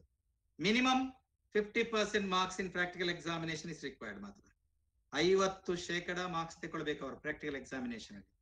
ಸ್ಪೆಸಿಮನ್ ಅನ್ನು ಐಡೆಂಟಿಫೈ ಮಾಡೋದು, ಪ್ರಾಕ್ಟಿಕಲ್ ಅಂತ ಹೇಳಿದ್ರೆ ಹೋಗಿ ಏನೋ ರಿಸರ್ಚ್ ಮಾಡೋದು ಅಂತದೆಲ್ಲ ನಾವು ಹೇಳ್ತಾ ಇರೋದು. ಸ್ಪೆಸಿಮನ್ಗಳನ್ನು, ಈ ಎಲೆಗಳು ಯಾವುದು, ಈ ಗಿಡಗಳು ಯಾವುದು, ಈ ಬೇರುಗಳು ಯಾವುದು, ಇಂಥದ್ದೆಲ್ಲ ಸ್ಪೆಸಿಮನ್ ಟೆಸ್ಟಿಂಗ್ ಎಲ್ಲ ಅಂತದ್ದು ಒಂದು ಟೆಸ್ಟ್ ಇದೆ ಅಗ್ರಿಕಲ್ಚರ್ಗೆ ಹೋಗ್ಲಿಕ್ಕೆ, BSc ಅಗ್ರಿಕಲ್ಚರ್. ಪ್ರಾಕ್ಟಿಕಲ್ ಎಕ್ಸಾಮಿನೇಷನ್ ನೋಡಿ, ಆ BSc ಅಗ್ರಿಕಲ್ಚರ್ ಎಲ್ಲೆಲ್ಲ ಉಂಟು ನೋಡಿ ಸೆಂಟರ್. ನಮಗೆ ಮಂಗಳೂರಲ್ಲಿ ಇದೆ ಸೆಂಟರ್, ಉಡುಪಿಯಲ್ಲಿ ಇದೆ ಸೆಂಟರ್. ಈ ವರ್ಷ ಉಡುಪಿ ಆಡ್ ಆಗಿದೆ ಈ ಸೆಂಟರ್ಗಳು. ಮಂಗಳೂರು ಇದೆ ನೋಡಿ, ಇಲ್ಲಿ ಮ್ಯಾಂಗ್ಳೂರ್ ಇದೆ, ಉಡುಪಿ ಈ ವರ್ಷ ಆಡ್ ಆಗಿದೆ. ಆಯ್ತಾ, ಈ ಎಲ್ಲ ಸೆಂಟರ್ಗಳಲ್ಲಿ ನಾವು ಖಂಡಿತ ಈ ಪರೀಕ್ಷೆಗಳನ್ನು ಬರೀಲಿಕ್ಕೆ ಆಗ್ತದೆ. ಬೆಂಗಳೂರಿಗೆ ಹೋಗ್ಬೇಕಾಗಿಲ್ಲ ನಾವು. ಮುಂದೆ ಈ ಡಾಕ್ಯುಮೆಂಟ್ಸ್ ಟು ಬಿ ಪ್ರೊಡ್ಯೂಸ್ ನೋಡಿ, ನೀವು ಈಗ ಪ್ರೊಡ್ಯೂಸ್ ಮಾಡ್ಲಿಕ್ಕೆಲ್ಲ, ನಿಮ್ಮ ಹತ್ರ ಎಲ್ಲಿ ಆದ್ರೆ ಈ ಡಾಕ್ಯುಮೆಂಟ್ಸ್ ಗಳು ಇಲ್ಲದೆ ಇದ್ದ ಪಕ್ಷದಲ್ಲಿ ನೀವು ಇದನ್ನು ತಯಾರು ಮಾಡಿಕೊಳ್ಬೇಕು. ಒಂದು ಕೆಲವರ ಹತ್ರ ಎಲ್ಲ ಎಲ್ಲಿರ್ತದೆ ಅಂತ ಗೊತ್ತಿರೋದಿಲ್ಲ. 10th standard marks card, SSLC marks card, ಅದನ್ನು ನೀವು ನಿಮ್ಮ ಹತ್ರ ಇಲ್ಲದೆ ಇದ್ರೆ ನೀವು ಡುಪ್ಲಿಕೇಟ್ ಗೆ ಅಪ್ಲೈ ಮಾಡಿ ಅದನ್ನು ಪಡ್ಕೊಳ್ಳುವಂತ ಅವಕಾಶ ಇದೆ. ಅಂದ್ರೆ ಅದು ಹೆಚ್ಚಾಗಿ ಎಲ್ಲರದ್ದು PUC ಅಂದ್ರೆ ಅವರ PU ಕಾಲೇಜ್ಗಳಲ್ಲಿ ತೆಗೆದುಕೊಂಡು ಇಟ್ಟಿರ್ತಾರೆ. ಅದು ಇಲ್ಲದೆ ಇದ್ರೆ ಕೆಲವರು ಏನ್ ಮಾಡಿರ್ತಾರೆ, ಕೆಲವು ಕಾಲೇಜ್ಗಳಲ್ಲಿ 1 ತಿಂಗಳ ನಂತರ ಅದನ್ನು ಇಟ್ಟುಕೊಂಡು ಅದರ ಜೆರಾಕ್ಸ್ ಅನ್ನು ತೆಗೆದು ಆ ಒರಿಜಿನಲ್ ಮಾರ್ಕ್ಸ್ ಕಾರ್ಡ್ ಅನ್ನು ಹಿಂದೆ ಕೊಟ್ಟಿರ್ತಾರೆ. ನಿಮ್ಮ ಹತ್ರ ಇರ್ತದೆ, ಹೆಚ್ಚಾಗಿ ಎಲ್ಲರ ಹತ್ರ ಇರ್ತದೆ ಒರಿಜಿನಲ್. ಆ ಒರಿಜಿನಲ್ ಮಾರ್ಕ್ಸ್ ಕಾರ್ಡ್ ಇಲ್ಲದಿದ್ರೆ ಅದನ್ನು ಸರ್ಚ್ ಮಾಡಿ ಇಟ್ಟುಕೊಳ್ಳಿ. ಎಲ್ಲಿಯಾದ್ರೂ ಹೋಗಿದ್ರೆ ಅದನ್ನು ಸ್ವಲ್ಪ ಹುಡುಕಿ ಇಟ್ಟುಕೊಳ್ಳಿ ಈಗ, ಮತ್ತೆ ಕಡೆಯ ನಿಮಿಷಕ್ಕೆ ಅದನ್ನೆಲ್ಲ ಹುಡುಕ್ಲಿಕ್ಕೆ ಹೋಗ್ಬೇಡಿ. Second PUC 12th standard marks card ಇನ್ನು ಬರ್ಬೇಕು, ಬಟ್ ಅದು ನಿಮ್ಮ ಹತ್ರ ತಯಾರಿರ್ಬೇಕಾಗುತ್ತೆ. ಒಂದು ವೇಳೆ ನಿಮ್ಮ ಹತ್ರ ಡಾಕ್ಯುಮೆಂಟ್ ವೆರಿಫಿಕೇಶನ್ ವರೆಗೆ ಇದು ತಯಾರಿಲ್ಲ ಅಂತ ಇಟ್ಟುಕೊಳ್ಳಿ, ನೀವು ತಲೆಬಿಸಿ ಮಾಡ್ಬೇಕಾಗಿಲ್ಲ. ಇದನ್ನು ಕಂಪ್ಯೂಟರ್ ಅಲ್ಲಿ ಅಪ್ಲೋಡ್ ಮಾಡಿರ್ತಾರೆ, ಬೋರ್ಡಿನವರೇ ಅಪ್ಲೋಡ್ ಮಾಡಿರ್ತಾರೆ, ಯಾವುದು PU ಬೋರ್ಡಿನವರು ಕಳಿಸಿರ್ತಾರೆ ಆಟೋಮ್ಯಾಟಿಕಲಿ. ಅದು ನೀವು ಟೆನ್ಷನ್ ಮಾಡಬೇಕಾಗಿಲ್ಲ. ಅದು ಗವರ್ಮೆಂಟ್ ಇಂದ ಬರದಿದ್ರೆ ಗವರ್ಮೆಂಟ್ ಜವಾಬ್ದಾರಿ, ಅದಕ್ಕೆ ನೀವೇನು ಜವಾಬ್ದಾರಿ ಅಲ್ಲ ಅದಕ್ಕೆ. ನೆಕ್ಸ್ಟ್ ಮೂರನೇದ್ದು ನೋಡಿ, ಕ್ಯಾಂಡಿಡೇಟ್ ಸ್ಟಡಿ ಸರ್ಟಿಫಿಕೇಟ್. ಈ ಸ್ಟಡಿ ಸರ್ಟಿಫಿಕೇಟ್ ಅಂದ್ರೆ ಫಸ್ಟ್ ಸ್ಟ್ಯಾಂಡರ್ಡ್ ಇಂದ ಸ್ಟಾರ್ಟ್ ಮಾಡ್ಬೇಕು ನೀವು ತೆಗಿಲಿಕ್ಕೆ. ಫಸ್ಟ್ ಸ್ಟ್ಯಾಂಡರ್ಡ್, ಮತ್ತೆ ಸೆಕೆಂಡ್ ಸ್ಟ್ಯಾಂಡರ್ಡ್, ಮತ್ತೆ ಥರ್ಡ್ ಸ್ಟ್ಯಾಂಡರ್ಡ್, ಹೀಗೆ ಫೋರ್ತ್ ಸ್ಟ್ಯಾಂಡರ್ಡ್. ನಮಗೆ ಏನ್ ಬೇಕಂದ್ರೆ ಮಿನಿಮಮ್ 7 years ನೀವು ಕರ್ನಾಟಕದಲ್ಲಿ ಕಲ್ತಿದ್ದೀರಿ ಅಂತ ಆಗ್ಬೇಕು. ಇಷ್ಟಕ್ಕೆ ನೀವು ಸ್ಟಡಿ ಸರ್ಟಿಫಿಕೇಟ್ ಬೇಕಾಗ್ತದೆ. 7 ವರ್ಷ ನೀವು ಕರ್ನಾಟಕದಲ್ಲಿ ಕಲ್ತಿದ್ದೀರಿ ಅನ್ನೋದು ಪ್ರೂವ್ ಮಾಡ್ಲಿಕ್ಕೆ ಈ ಸ್ಟಡಿ ಸರ್ಟಿಫಿಕೇಟ್ ಬೇಕಾದ, ಬೇರೆ ಯಾವುದಿಲ್ಲ. ಇದನ್ನು ನಿಮ್ಮ ಶಾಲೆಯಲ್ಲಿ ಪಡ್ಕೊಳ್ಬೇಕು. ನೀವು ಯಾವ ಶಾಲೆಯಲ್ಲಿ ಕಲ್ತಿದ್ದೀರಿ ಅವ್ರು ಪಡ್ಕೊಳ್ಬೇಕು. ಇದು ಸಮಸ್ಯೆ ಯಾರಿಗೆ ಕೇಳಿದ್ರೆ, ಈ ಸ್ಟಡಿ ಸರ್ಟಿಫಿಕೇಟ್ ಯಾರಿಗೆ ಕೇಳಿದ್ರೆ ಮೇನ್ಲಿ ಇರುವುದು ನಮ್ಮ ಹತ್ರ ಒಂದು ಬ್ಯಾಂಕಿನವರು. ಬ್ಯಾಂಕಿನಲ್ಲಿ ಯಾರಾದ್ರೂ ಹೆತ್ತವರೆಲ್ಲ ಉದ್ಯೋಗದಲ್ಲಿ ಪಾಲಕರಿದ್ರೆ ಅವ್ರಿಗೆ ಏನಾಗುತ್ತೆ, ಔಟ್ಸೈಡ್ ಸ್ಟೇಟ್ ಎಲ್ಲ ಟ್ರಾನ್ಸ್ಫರ್ ಆಗುವಂತ ಅವಕಾಶ ಇರ್ತದೆ. ಅಂದ್ರೆ 1-2 ವರ್ಷ ಅವರು ಕರ್ನಾಟಕದಲ್ಲಿ ಇರ್ತಾರೆ, 1-2 ವರ್ಷ ಅವರು ಏನೋ ಮುಂಬೈಯಲ್ಲಿ ಹೋಗ್ತಾರೆ, 1-2 ವರ್ಷ ಡೆಲ್ಲಿಗೆ ಹೋಗ್ತಾರೆ. ಹೀಗೆಲ್ಲ ಹೋದ್ರೆ ಈ ನೋಡಿ ಅವರಿಗೆ ಸ್ಟಡಿ ಸರ್ಟಿಫಿಕೇಟ್ ಬೇರೆ ಬೇರೆ ಕಡೆ ಇದ್ದಾಗ್ತದೆ. ಆವಾಗ ಏನ್ ಮಾಡ್ತಾರೆ ಕೇಳಿದ್ರೆ, ಈ ಸರ್ಟಿಫಿಕೇಟ್ ನಿಮ್ಮದಾಗುದಿಲ್ಲ ನಮಗೆ. ಅಂದ್ರೆ ನಿಮ್ಮ ಹತ್ರ ಎಲಿಜಿಬಿಲಿಟಿ 2 ವರ್ಷ ಮಾತ್ರ ನೀವು ಕಲ್ತಲ್ಲ, 7 ವರ್ಷಕ್ಕೆ ನೀವು ಬರ್ಲಿಲ್ಲಲ್ಲ, ಆವಾಗ ಸ್ಟೂಡೆಂಟ್ಸ್ ಇದ್ದು ಸ್ಟಡಿ ಸರ್ಟಿಫಿಕೇಟ್ ಆಗುದಿಲ್ಲ. ಆವಾಗ ಅವರ ಪೇರೆಂಟ್ಸ್ ಎಲ್ಲಿ ಕಲ್ತಿದ್ದಾರೆ ಅದು ಬೇಕಾಗ್ತದೆ ನಮ್ಗೆ. ಅದು ಕ್ಲಾಸ್ಗಳನ್ನು ನೋಡಿ, ನಾನು ರೂಲ್ 5 ಹೇಳಿದೆ ಆಫ್ CET 2006 ರೂಲ್ 5 ಹೇಳಿದೆ ಅಲ್ಲ, ಅದನ್ನು ಅಪ್ಲೈ ಮಾಡಿಕೊಳ್ಳಿ. ನೀವು ಅದನ್ನು ಓದಿಕೊಂಡ್ರೆ ಅಲ್ಲಿ ನಿಮ್ಗೆಲ್ಲ ಕ್ಲಾಸ್ಗಳು ಸಿಗ್ತದೆ ಅಂತ ಹೇಳಿ. ನೆಕ್ಸ್ಟ್ ಇನ್ನು ಸರ್ಟಿಫಿಕೇಟ್ ಯಾವ್ದು ಬೇಕು ನೋಡಿ. ಇನ್ ಕ್ಲೈಮಿಂಗ್ ರೂರಲ್ ಕೋಟಾ, ನಮಗೆ ರೂರಲ್ ಕೋಟಾವನ್ನು ಕ್ಲೈಮ್ ಮಾಡಬೇಕಾದ್ರೆ ಫಸ್ಟ್ ಸ್ಟ್ಯಾಂಡರ್ಡ್ ಇಂದ 10th ಸ್ಟ್ಯಾಂಡರ್ಡ್ ವರೆಗೆ ಕಂಪ್ಲೀಟ್ 10 years ಕಲ್ತಿರ್ಬೇಕು ನೀವು ರೂರಲ್ ಕೋಟಾ ಹೇಳಿದ್ರೆ.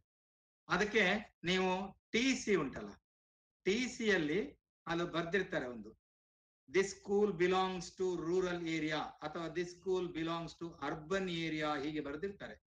ಈ ಪಾಯಿಂಟ್ ಅನ್ನು ನೀವು ಚೆಕ್ ಮಾಡಿ ತಕೊಳ್ಬೇಕು.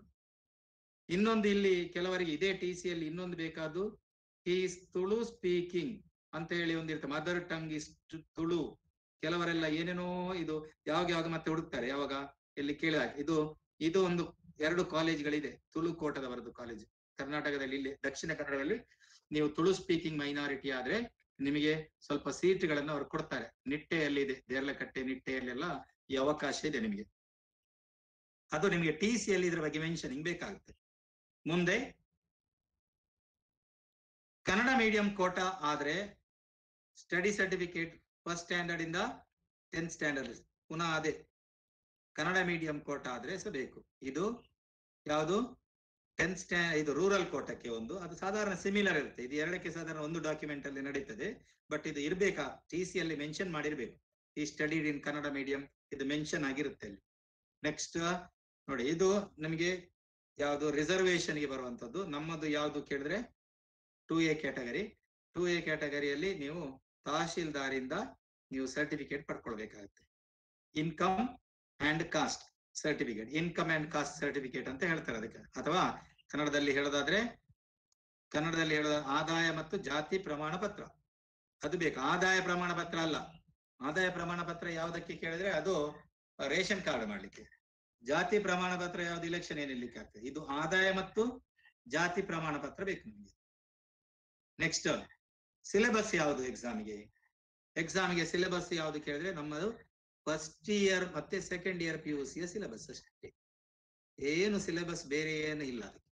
Normal syllabus first year PUC ಮತ್ತೆ second year PUC physics, chemistry, mathematics, biology.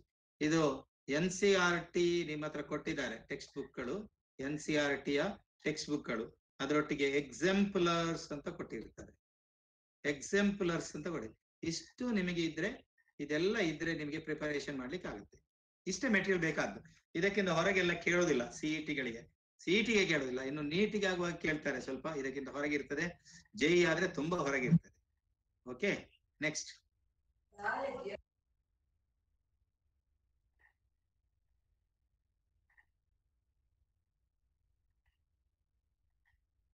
Common entrance test ಯಾವಾಗ ಆಗ್ತದೆ ಅಂತ ಹೇಳಿ 2 ದಿನ ಆಗ್ತದೆ. ಒಟ್ಟಿಗೆ 4 ಸಬ್ಜೆಕ್ಟ್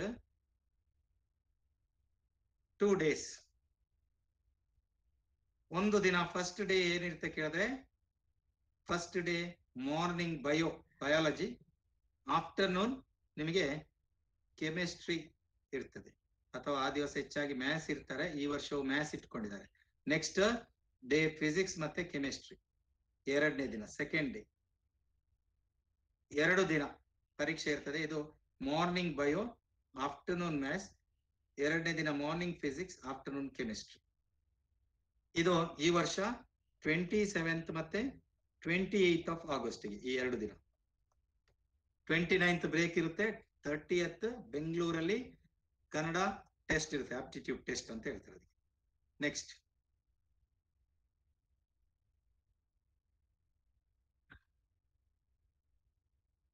ಎಲ್ಲ ಕ್ವಶನ್ಗಳು ಮಲ್ಟಿಪಲ್ ಚಾಯ್ಸ್. ಇದರ ಬಗ್ಗೆ ಇದುವರೆಗೆ ಟ್ರೈನಿಂಗ್ ಹೋದವರಿಗೆ ಗೊತ್ತಿರಬಹುದು. ಮಲ್ಟಿಪಲ್ ಚಾಯ್ಸ್ ಆಬ್ಜೆಕ್ಟಿವ್ ಟೈಪ್ ಅಂದ್ರೆ ಏನು ಹೇಳಿದ್ರೆ, 4 ಉತ್ತರಗಳನ್ನು ಕೊಟ್ಟಿರ್ತಾರೆ. ಅದರಲ್ಲಿ ಒಂದು ಉತ್ತರವನ್ನು, ಸರಿಯಾದ ಉತ್ತರವನ್ನು ಆಯ್ಕೆ ಮಾಡುದು.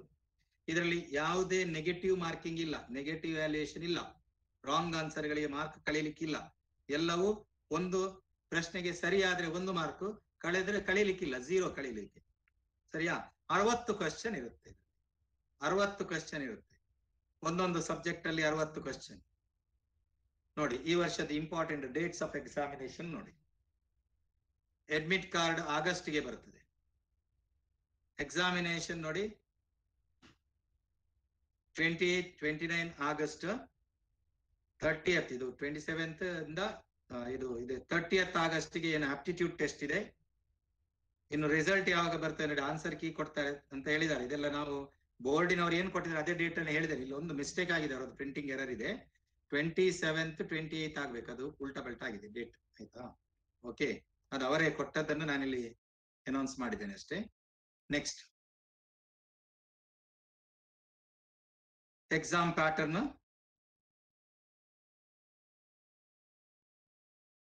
ಮೋಡ್ ಆಫ್ ಎಕ್ಸಾಮಿನೇಷನ್ ಆಫ್ಲೈನ್ ಅಂದ್ರೆ ಪೆನ್ ಪೇಪರ್ ಬೇಸ್ಡ್. ನೀಟ್ ಆದ್ರೂ ಪೆನ್ ಪೇಪರ್, ಜೆಇ ಆದ್ರೆ ಮಾತ್ರ ಆನ್ಲೈನ್.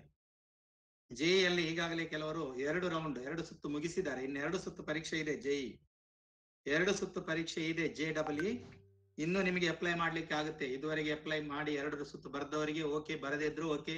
ಯಾರಿಗೂ ಸಹ ಇನ್ನೂ 2 ಸುತ್ತಲ್ಲಿ ಅದನ್ನು ಅಪ್ಲೈ ಮಾಡಿ ಬರೀಲಿಕ್ಕೆ ಆಗ್ತದೆ.